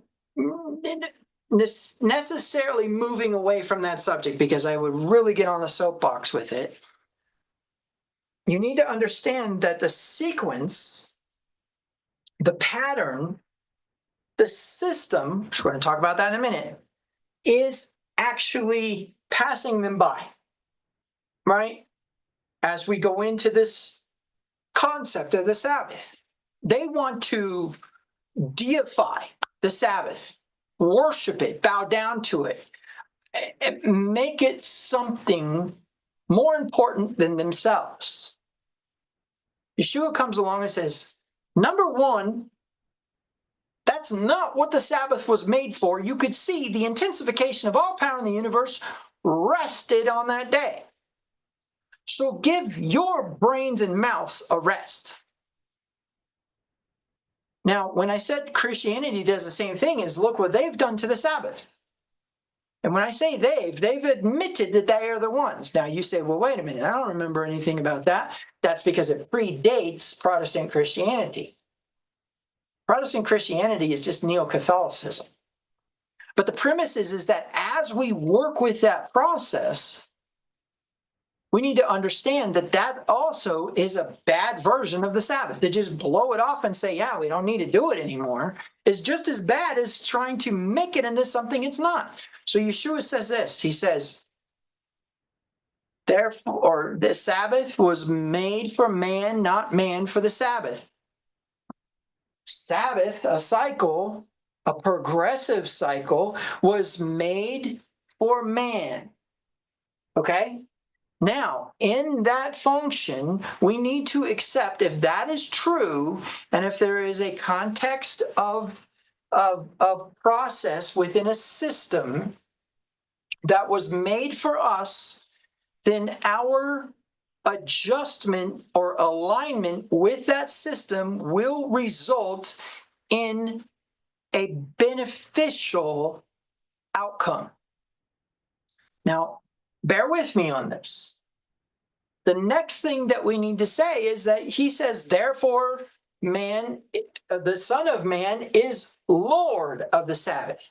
Now, before we get into the concept of terms of Messiah, and say, he was saying that he's the Son of Man, and that was the Messiah. Well, whether the Jews thought that or not, we have a problem, because Ezekiel was called the Son of Man. Son of Man, shall these dry bones live? Remember that? And so in that context, we know that when he says Son of Man, he's saying sons of Adam who were given dominion over the earth. And if that's true, then we need to accept that when you align yourself with a system, you become Lord of it, which means you become the authority of it, and it begins to work on your behalf. Okay. So what is the point here? We need to understand systems better. So, when I was 12 years old, I was at a garage sale, and there was this thing that I had never seen before. It had a keyboard. Now, when I was like 7, 8, 9, 10 years old, Dad used to bring home this suitcase computer that he would use that for databases for, employee accountability, that kind of stuff. But it was literally this huge suitcase-shaped thing, and the keyboard would fold out the front, and I could play Wheel of Fortune on it, or Space Invaders or something like that, and that was it. I didn't know anything about spreadsheets or any of that other stuff. So I see this thing that's got this keyboard, and I'm like, well, that kind of looks like the thing that Dad had. And then I don't really know anything about computers, okay? The word computer was not present in my brain in that understanding. So I'm like, well, hey, yeah, it's like 15 bucks. 15 bucks. Do you know how much one of those is worth these days? It was a Commodore 64 with all the bells and whistles, okay? And I learned how to program that computer. Well, my brain saw that code and just adapted to the memory of that cryptology. That's how we're going to speak to this thing. That's how it's like linguistics. I pick up a language from somebody after talking to him for 2 weeks. But the premise is that I basically looked at how to do the things to make the thing do the thing. So what do I mean by like? I wrote the code to get it to do certain things. I learned how to program. Well, when I encountered my second programming language, I was like, well, this one's a little bit like the other one. And what I realized after maybe the fifth programming language is they're all the same. They have the same truths and concepts. They have conditional systems and states. Okay, and we're going to talk about states. So the premise is that when things are in a certain state, then there's a necessity to be adaptive to that state. What do I mean by that? Well, if we go back to this system here, there is a necessity to be in alignment with that state. Another way you could think about this is, say, gardening, okay? I happen to know that usually close to around maybe February or March, people start germinating plants, and then they plant those plants, and then around summertime they start producing fruit all into fall, and then eventually the entropy occurs and those plants move into their seed and eventually into their death. And of course, then there's a necessity to germinate seeds again. It's a cycle of planting. I may have the months off a little bit, but I can tell you that I know that that's true. So if you want to step into the sequence or the system of seed time and harvest, then you need to germinate at the right time, right? That's what a gardener will tell me. I can't just go germinate something and plant it. Now I can manipulate the environment to simulate those time periods so I could invariably germinate in fall and then grow all through the winter if I have a greenhouse. But the truth is that the system itself needs to have an alignment of time. The reason why this is so important is because there are systems in operation that are designed around your process. So what is your process? Well, let's start at the beginning. Let's make man in our image, right? Male and female, he created them. Masculine and feminine process. Let's talk about the system of information that is contained within the vessel of reception versus the vessel of bestowal. Let's talk about the system of contraction. When it's time to birth something new, there's a contraction. And in that process of contraction, when there's a pulling in, there's a stretching. That's more information that we can necessarily get into today, but it's called refraction. And it has to do with sound and air pressure and a whole bunch of other stuff. But the premise is that in all of that process, there's a system going. Now, what's intriguing is that if we were to take systems and illustrate them in terms of things that we do automatically, then we can accept that when we adapt to a system and we feel like it is safe, trustworthy, etc., then you'll find that within that system or that adaptability is abundance, okay? There's a couple of things that are very important, and I think the biggest one is that all things grow according to this system as a result of emanation of the information to begin with. In other words, there's a premise that information from Yahweh emanates in the Fibonacci sequence. Or better yet, maybe a sequence we haven't discovered yet, which is probably more what I lean towards. But the focus of aligning to a system is a very different thing. Take, for example, somebody who has never ridden a horse before. If they sit on a horse, the horse starts trotting, they start bouncing around because they don't know how to post, right?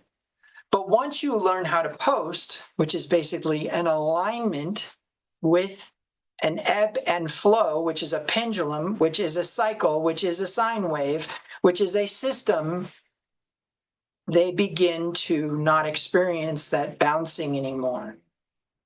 And so there's an interesting concept here, and that is that there is a rhythm in the pendulum. And if you come into alignment with that pendulum, you don't experience the discomfort that you would experience if you just got on the horse and it's trotting along and you're doing your bouncy thing. So earlier in this cycle series, we discussed the idea that there is a there is a plausibility of a divine cyclical process of repetition of creation, because creation is still occurring on a regular basis. Now, the more important information that we probably need to get our minds wrapped around is that there are constants in that creation. For example, there are species that stay within their kind. Last time I checked, you can't mix certain species together without dire consequences.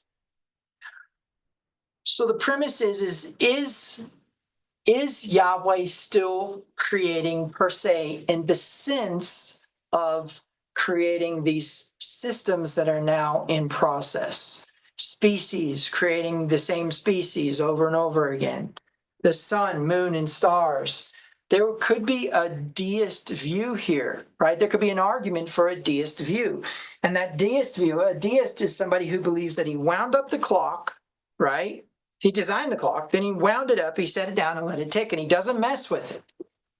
And that all these little cycles and all these little systems are mechanically automated, and they don't respond to other information. Well, we could get into that and say that there still has to be a free will and choice.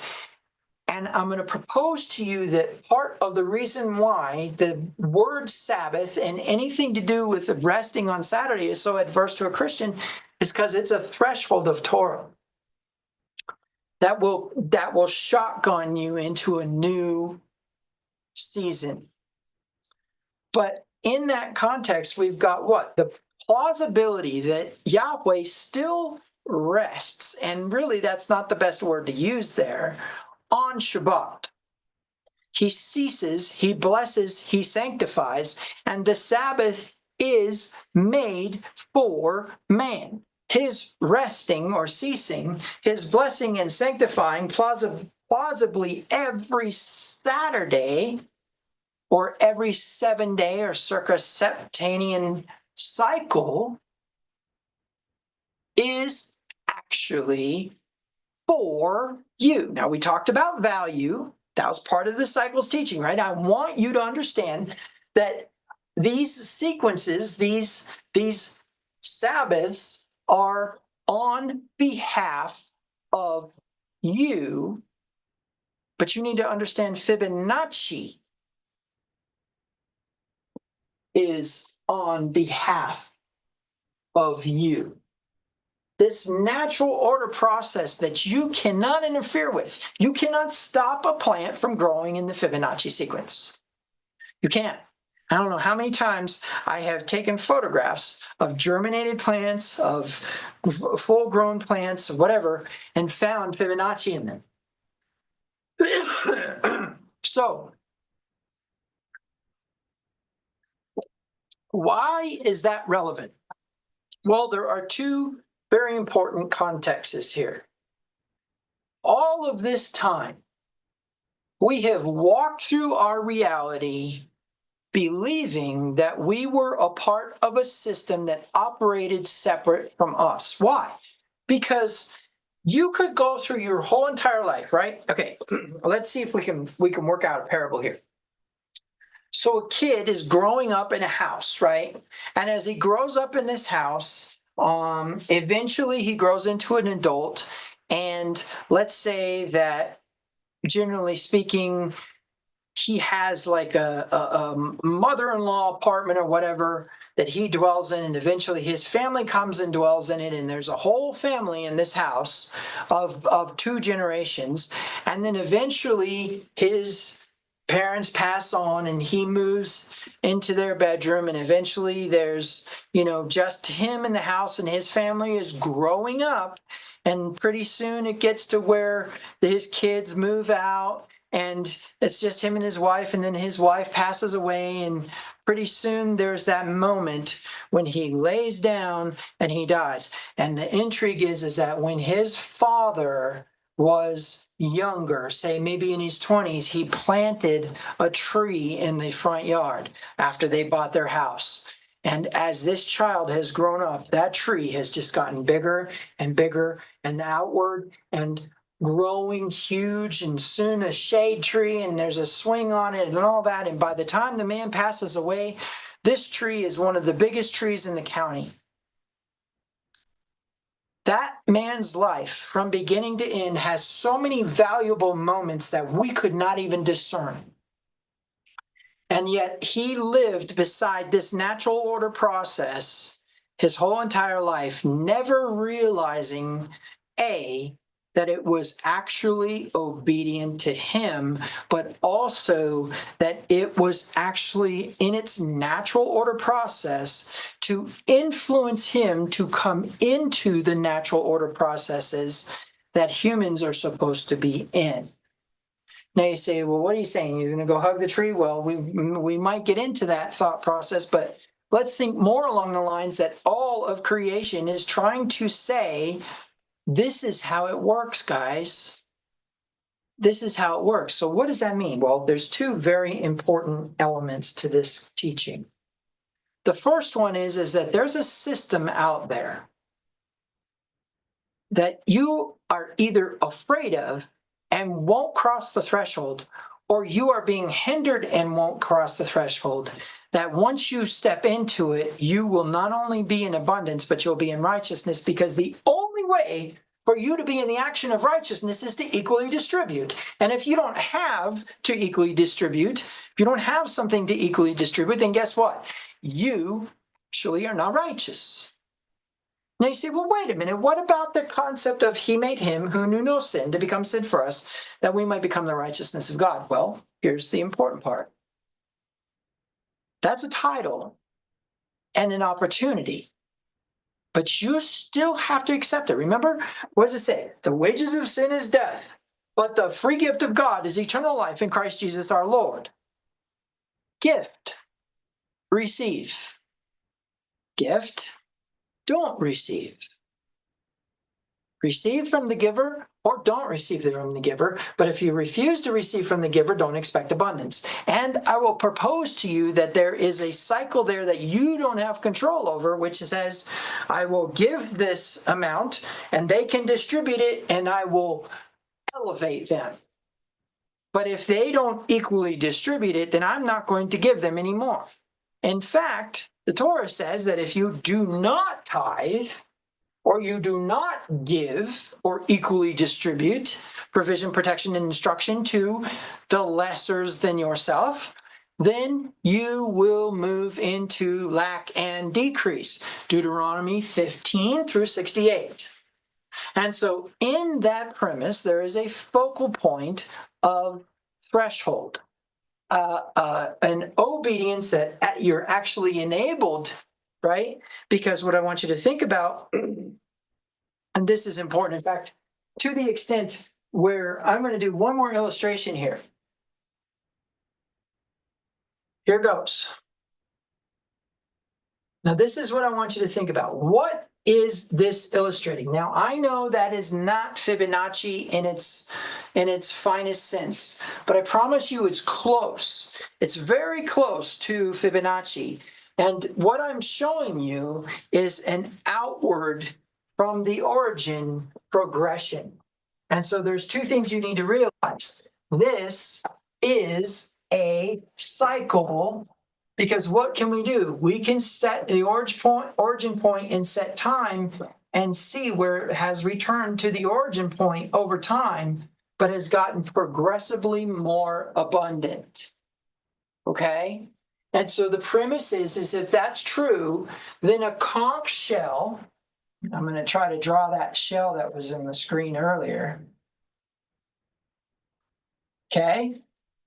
A conch shell is a promise of abundance. Because if there's anything that is promised in reality, it's that there's progression. Now, what does that mean? Oh, this is going to get crazy. That means you can depend on the fact that you're always going to improve. Now, if you choose malevolence, that means you are going to become more evil. You are going to become more dark. And the darker you become, the more you're going to progress through that process. That's a promise. You will not stay stagnant if you choose malevolence.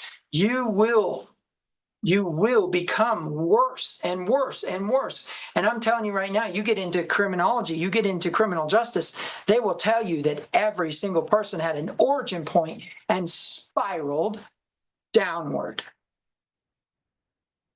But I can tell you that every person who's been in recovery and every person who has come into a knowledge that they were the change that the world needs, and every person who has come into a change towards the good has not only exponentially increased in that process, but that no matter what, I'm telling you, even if they relapse, even if an addict relapses, they were better than they were when they started out in that condition. And when they finally come out of it, they're amazing. I have proof of that. And it is not confirmation bias because I'm a recovery coach. What's my point? My point is that the student eventually becomes the teacher. The baby eventually becomes the adult eventually becomes the wise man. There is a promise in nature that you will actually progress, but you have to choose the path. Because the righteous requirements of the law, the spiral, actually is only fulfilled in us who walk according to the Spirit, not according to the flesh. So you go back to my teaching about the Spirit and the flesh, it's about 5 weeks ago, in this cycle system, and you realize what I'm talking about now. But what's really, really important here is you need to understand this is a two-dimensional illustration of a three-dimensional process of something very interesting, an elevated double helix.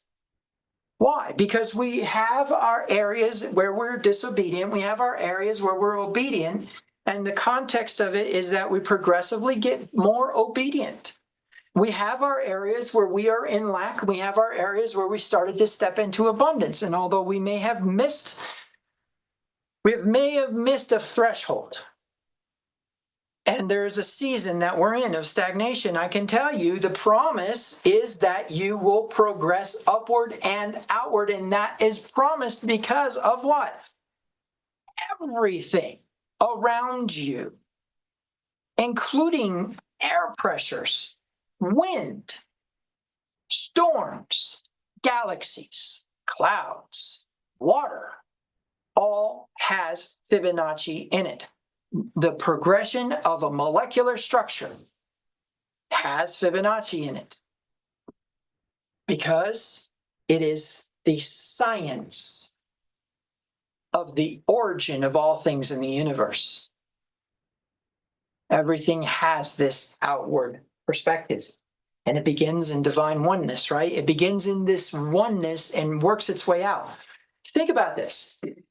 even in, say, like, for example, 7 Habits, where we have a progression from dependence to independence to interdependence. We have a progression. What's the thing? Put first things first. Why? Begin with the end in mind, right? That's the concept. There is an end that we want to get to. We begin with the end in mind. Well, when we're beginning with the end in mind and we're moving towards that end in mind as we progress through the steps, there is an outward progression. But the intrigue is that as we do that, we realize that even though that dependence part was kind of a sickness and we're starting to move into a healthy state, what people don't realize is that's actually just an average state. Great, you're independent now. Good job. Now what are you going to do? Because there is all this abundance available to you. What are you going to do with it? You're just going to spend it on yourself?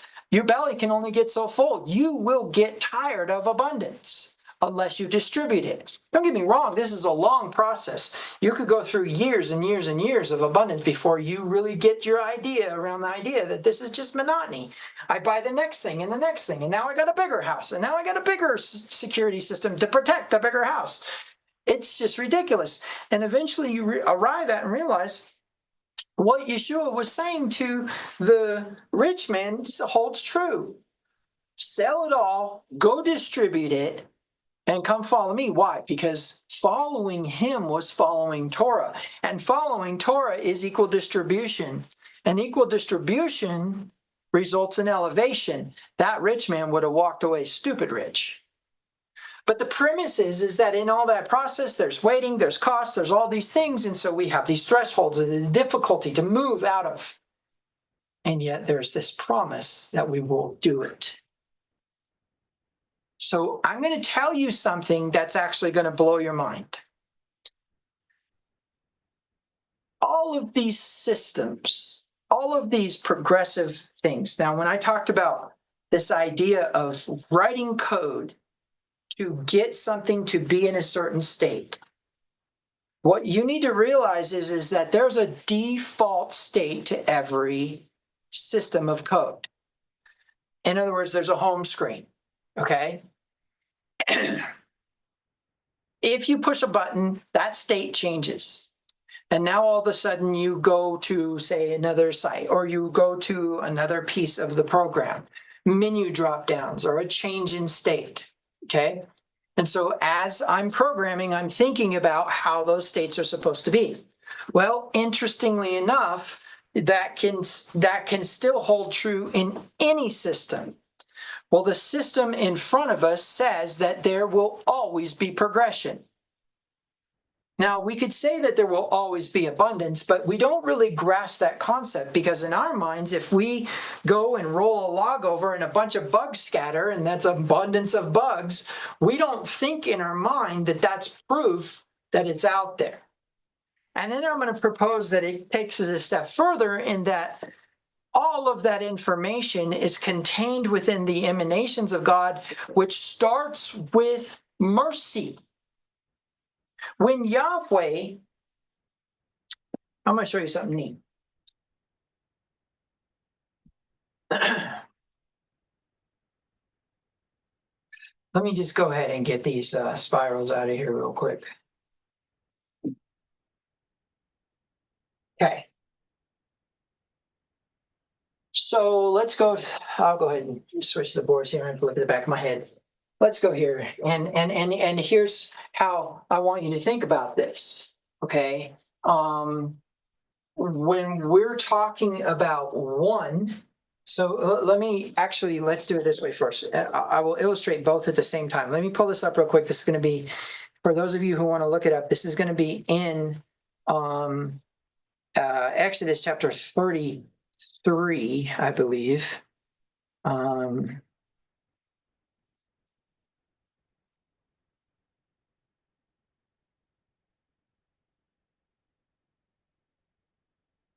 Oh, I'm sorry, it's going to be in 34. Yep, I have it all highlighted. All right, let's jump over there. Okay, and the Lord passed before him and proclaimed, the Lord God, merciful and gracious. So let's take a look at that in the Hebrew, and let's see if we see something interesting. So let's look first. Here's the first mention of the name Yahweh. Second mention is Yahweh El. Then the third mention is Racham. So I want you to watch this now. What can we see in this illustration? Here. Okay.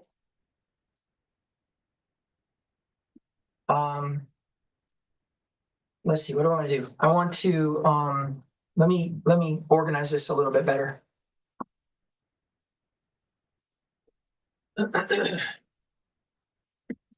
Okay.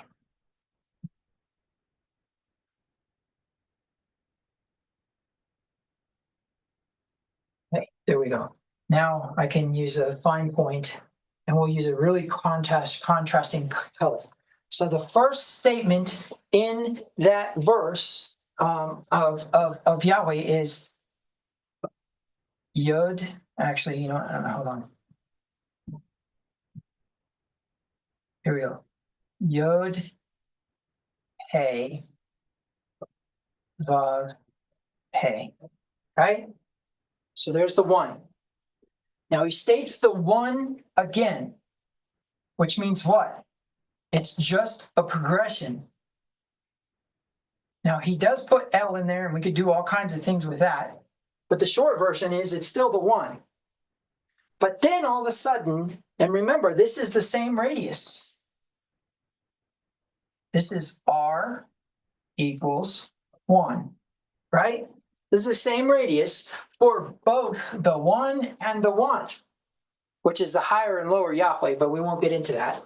And then the premise is, all of a sudden, it changes, and now, out of the middle of nowhere, he just flat out states, oh, let's do that differently. Raham.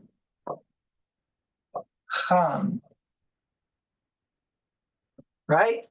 So it's Yahweh, Yahweh, and all of a sudden it's Raham. So this is what I want you to think about. If any information is coming this direction towards Yahweh of the universe, it's passing through Raham as a filter first, right? And if anything is happening with that process, going outward as correspondence information, oh goodness, look at that. It's passing through mercy first, which means what? Mercy is being communicated as instruction first, right? Well, let's think about that for a minute. What was Yeshua's response to the Jews? He's like, if you would have understood, I desire mercy and not sacrifice, then you wouldn't be speaking this way today. What was that in response to? A Sabbath discussion. And so I want you to think about this. The first instruction going out from Yahweh is Racham. The first instruction going out is compassion, because that's the conduit by which any energy, right? Empathy is the conduit by which energy becomes fluid, moves through the body, okay? Moves through the universe, really, but we can get into that another day. So when we're talking about system, when we're talking about states, it's very important for you to understand that there are systems that are in certain states at certain times, and we need to be vigilant of that. For example, the entire world was in such a corrupted state as we understand it. Now, some of the English is really jacked up in those verses in Genesis chapter 6 through 9, but in the Hebrew, there's a context of the end of all flesh. And if we view flesh as a threshold to Torah, then we can contextually identify that every single time our flesh is involved, we are going to want to violate Torah. And so therefore the threshold to get over that hump will be rebellion. It'll be a temptation of rebellion. We are led away of our own lust. When lust becomes When lust is fully conceived, it becomes sin, and sin, when it is fully grown, becomes death, which requires the power of resurrection, which consequently results in an obedient being. That's the cycle of Israel that I pointed out to you in the beginning. And if we were to keep going with that, if we were to keep going with the concept of this right here, let me go back to this. Here's Racham right there. Okay? Racham. What's the next word? Chanan. Do you know what Chanan is in the Hebrew? Or, I mean, what it is in the English? Well, let me show you. Chanan is a beautiful word. It's grace. Look at that. To be gracious. Right? And so if we were to keep going on that spiral, we would know that the next word is Chanan. Chet, nun, nun.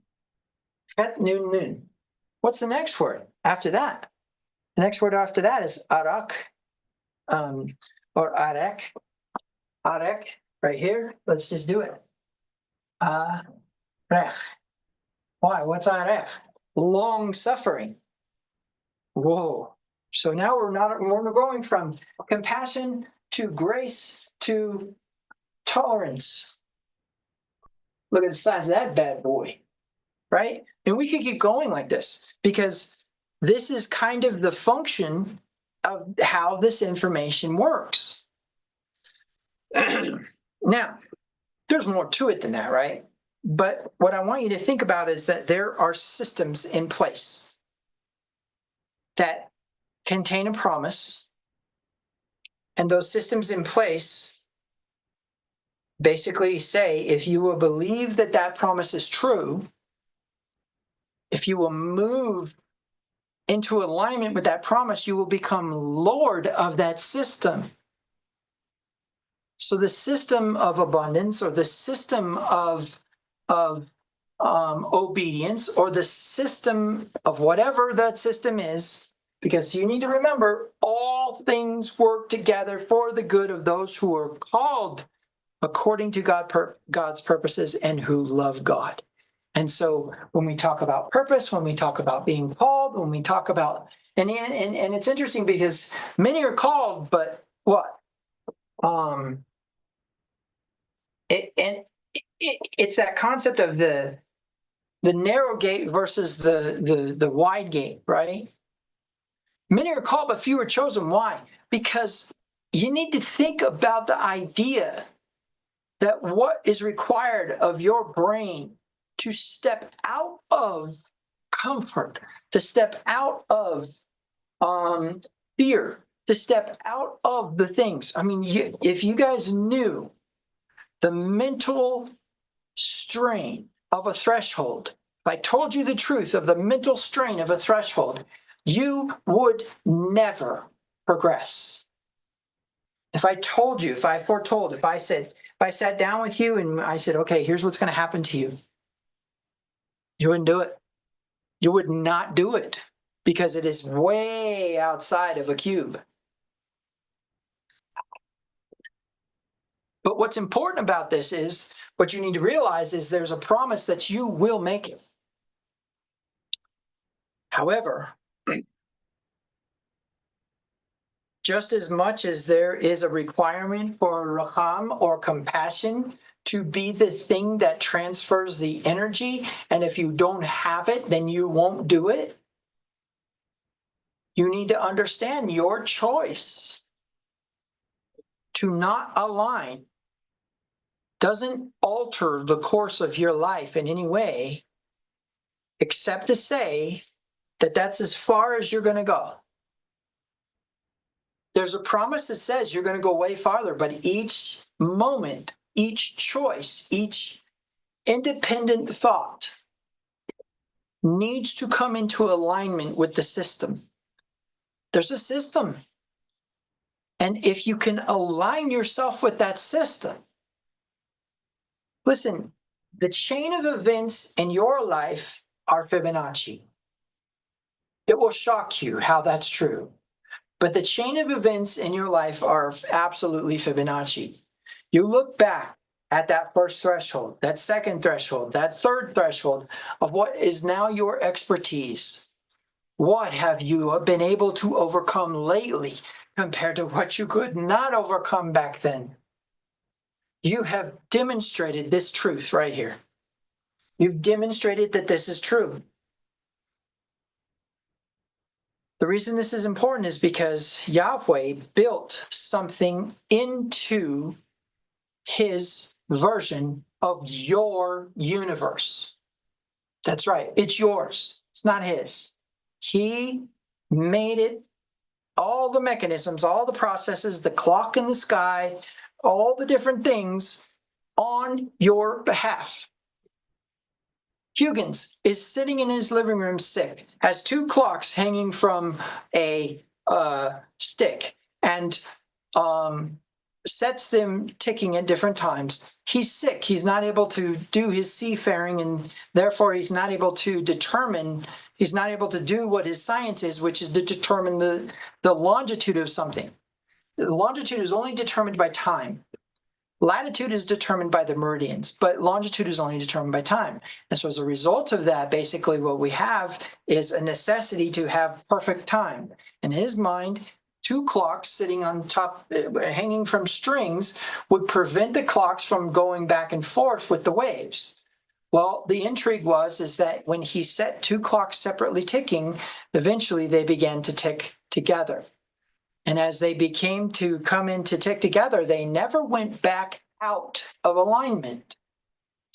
And so the concept is that when we are dealing with frequency, vibration, and energy, and we are dealing with the intensification of all power in the universe, we need to understand that those things pertain to the fluidity and the movement of a human being in connection with another human being, and specifically their emotional attitude towards that other human being.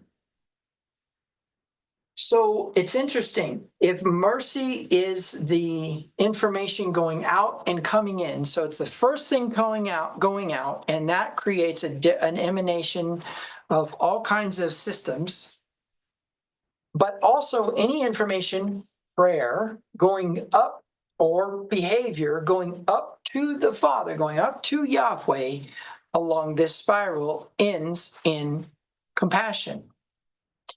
Now, I think an important truth then is that he built systems on our behalf.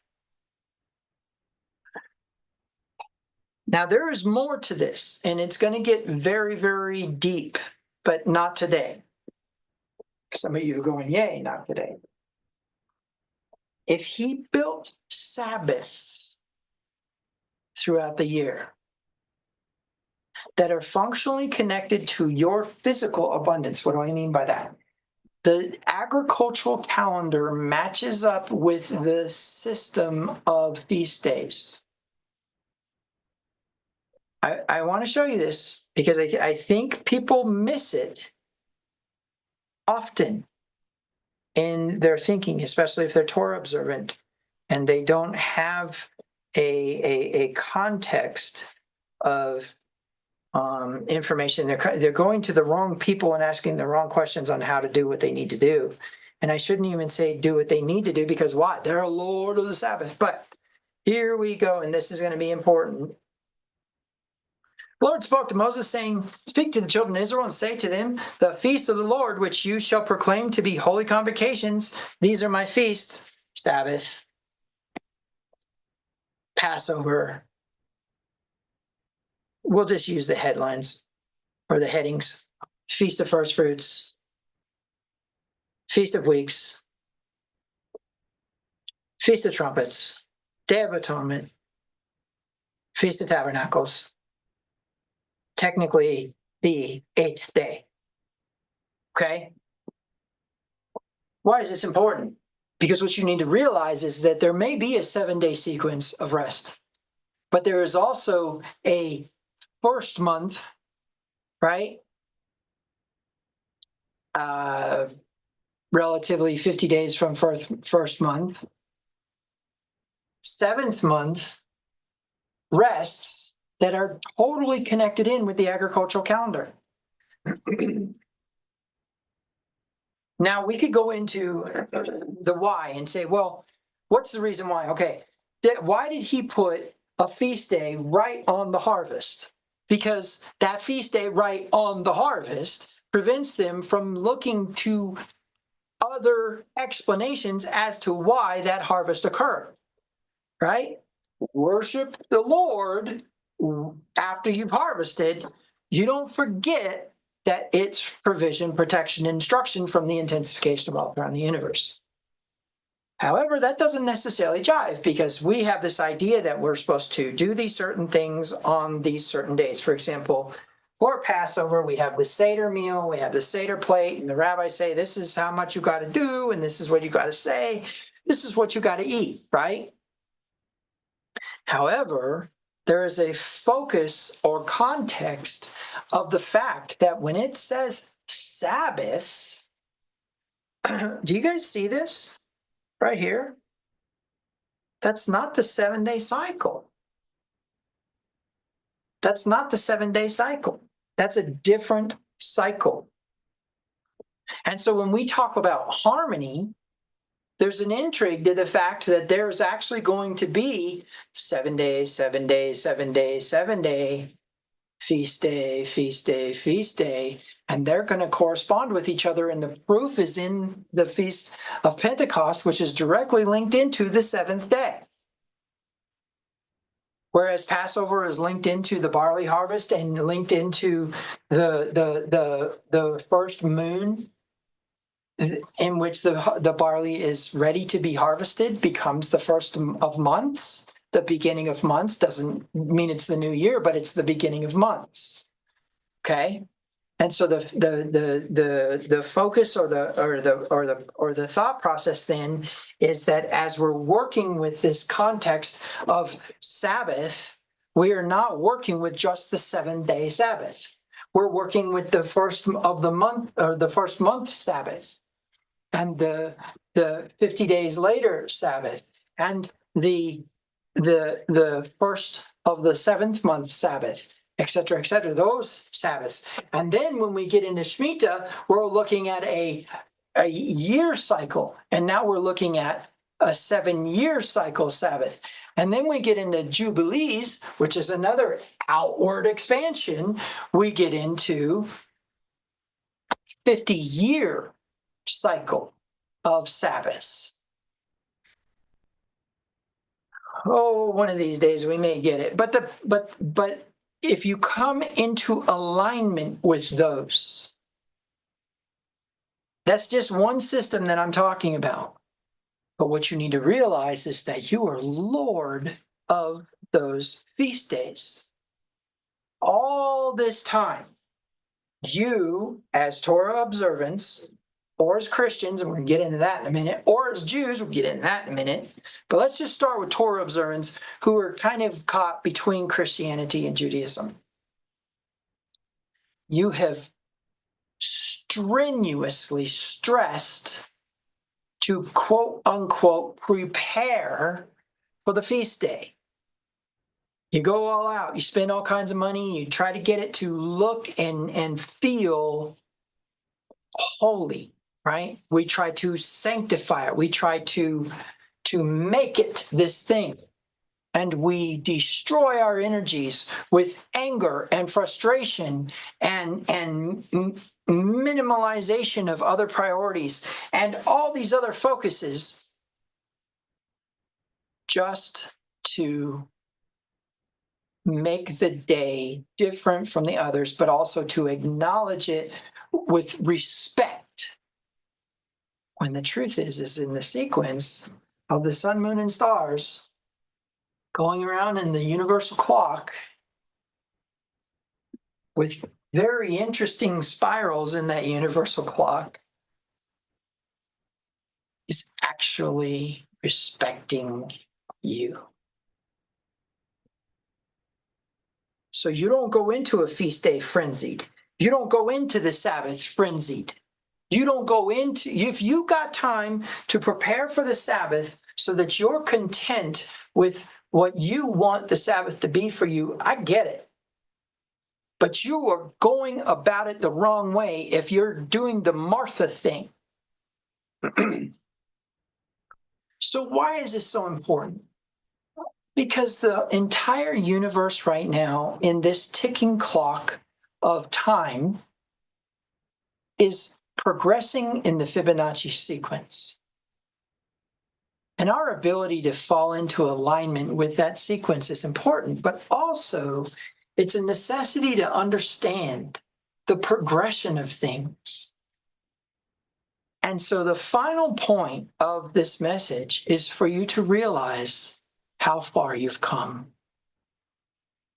There's a promise that says that you will continue to progress upward and outward. In fact, it promises that if you choose malevolence, you will become progressively more malevolent.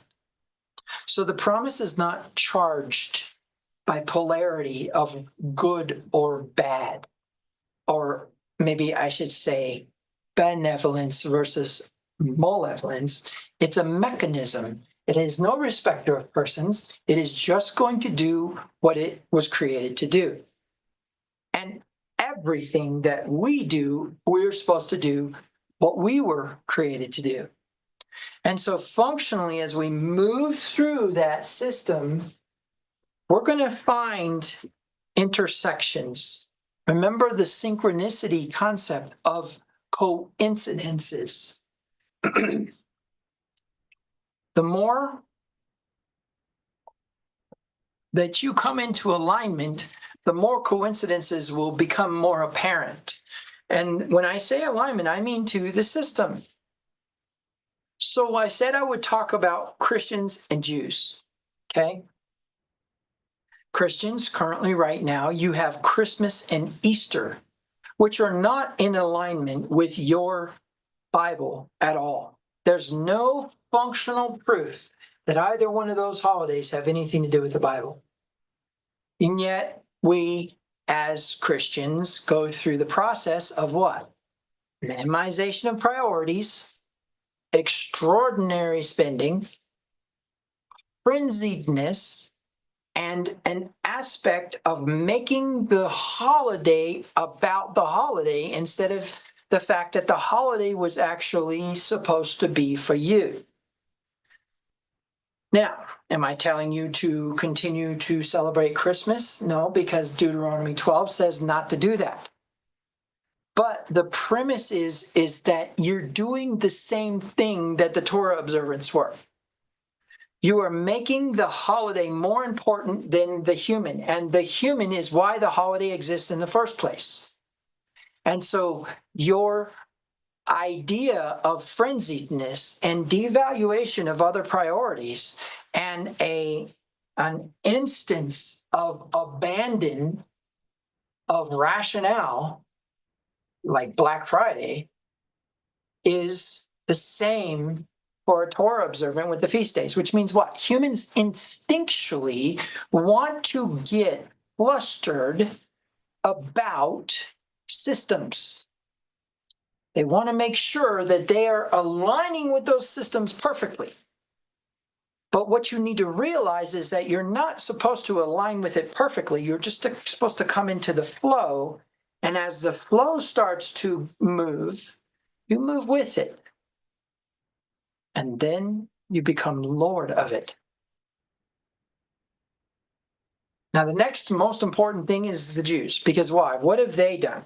They have made it about the minimum requirement to get it accomplished in order to be obedient.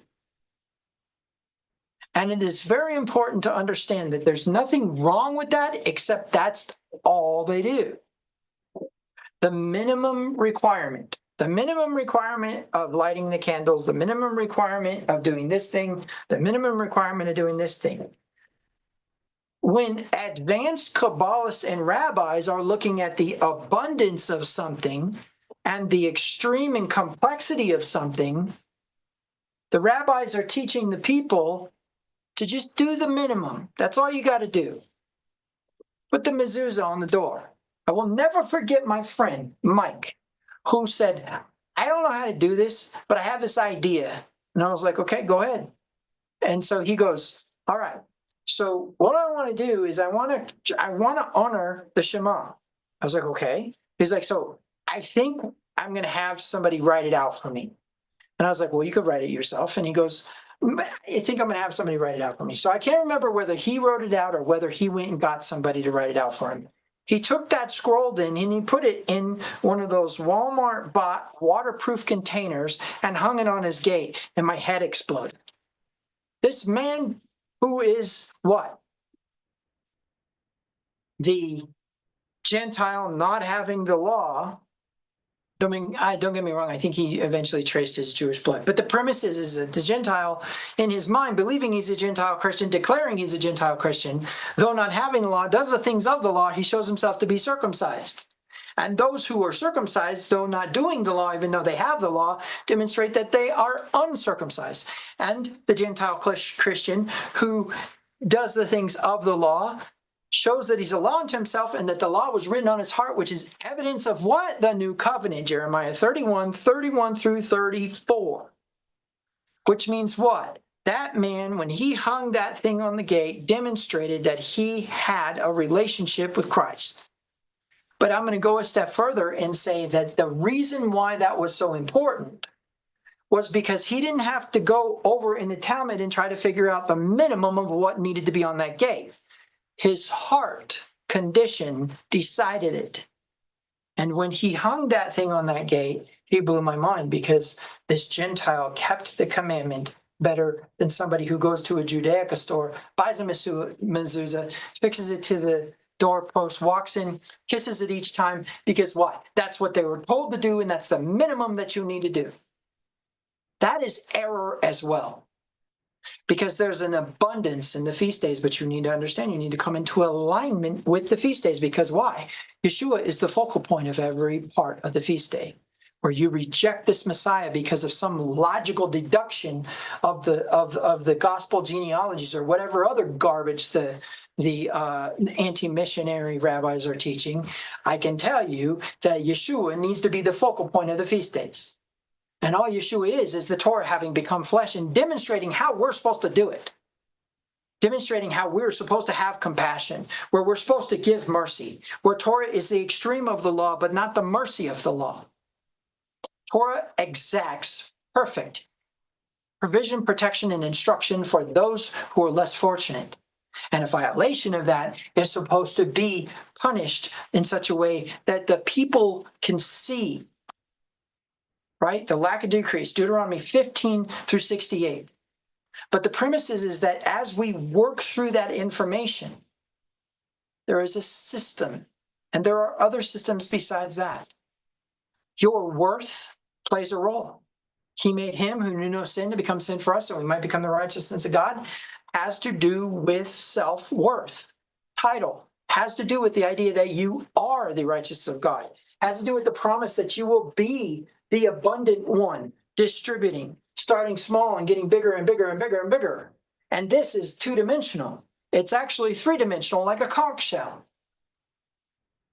The importance here is to align with the system and don't fight it. Allow the system to just take you in its flow, because then you will become Lord of it. And I am not going to teach you today what it means to be Lord of it.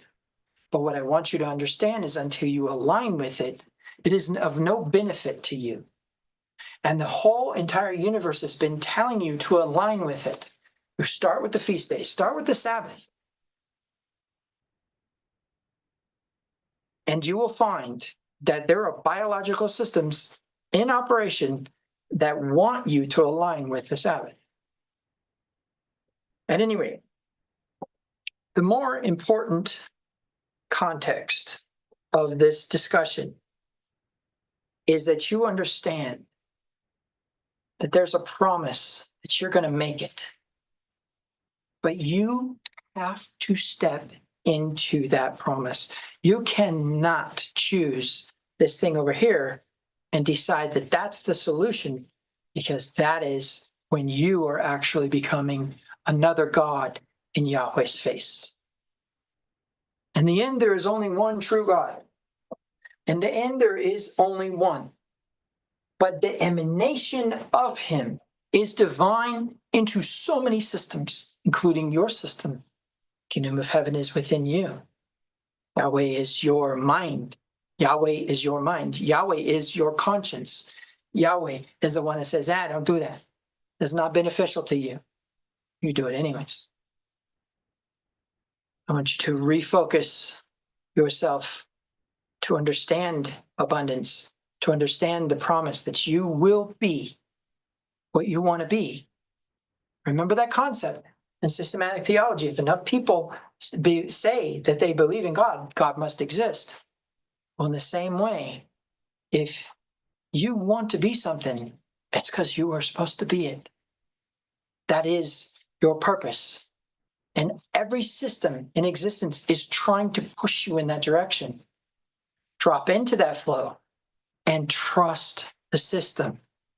Let the mechanism do what the mechanism does. And stop trying to speed it up, because time doesn't exist except in your impression of time. And stop trying to frenzy it. Stop trying to minimize priorities for it, and allow yourself to be the benefactor of it. And as that benefaction comes to you, then you need to adjust your brain to realize that that is because of that promise that's in that conch shell. Shabbat Shalom.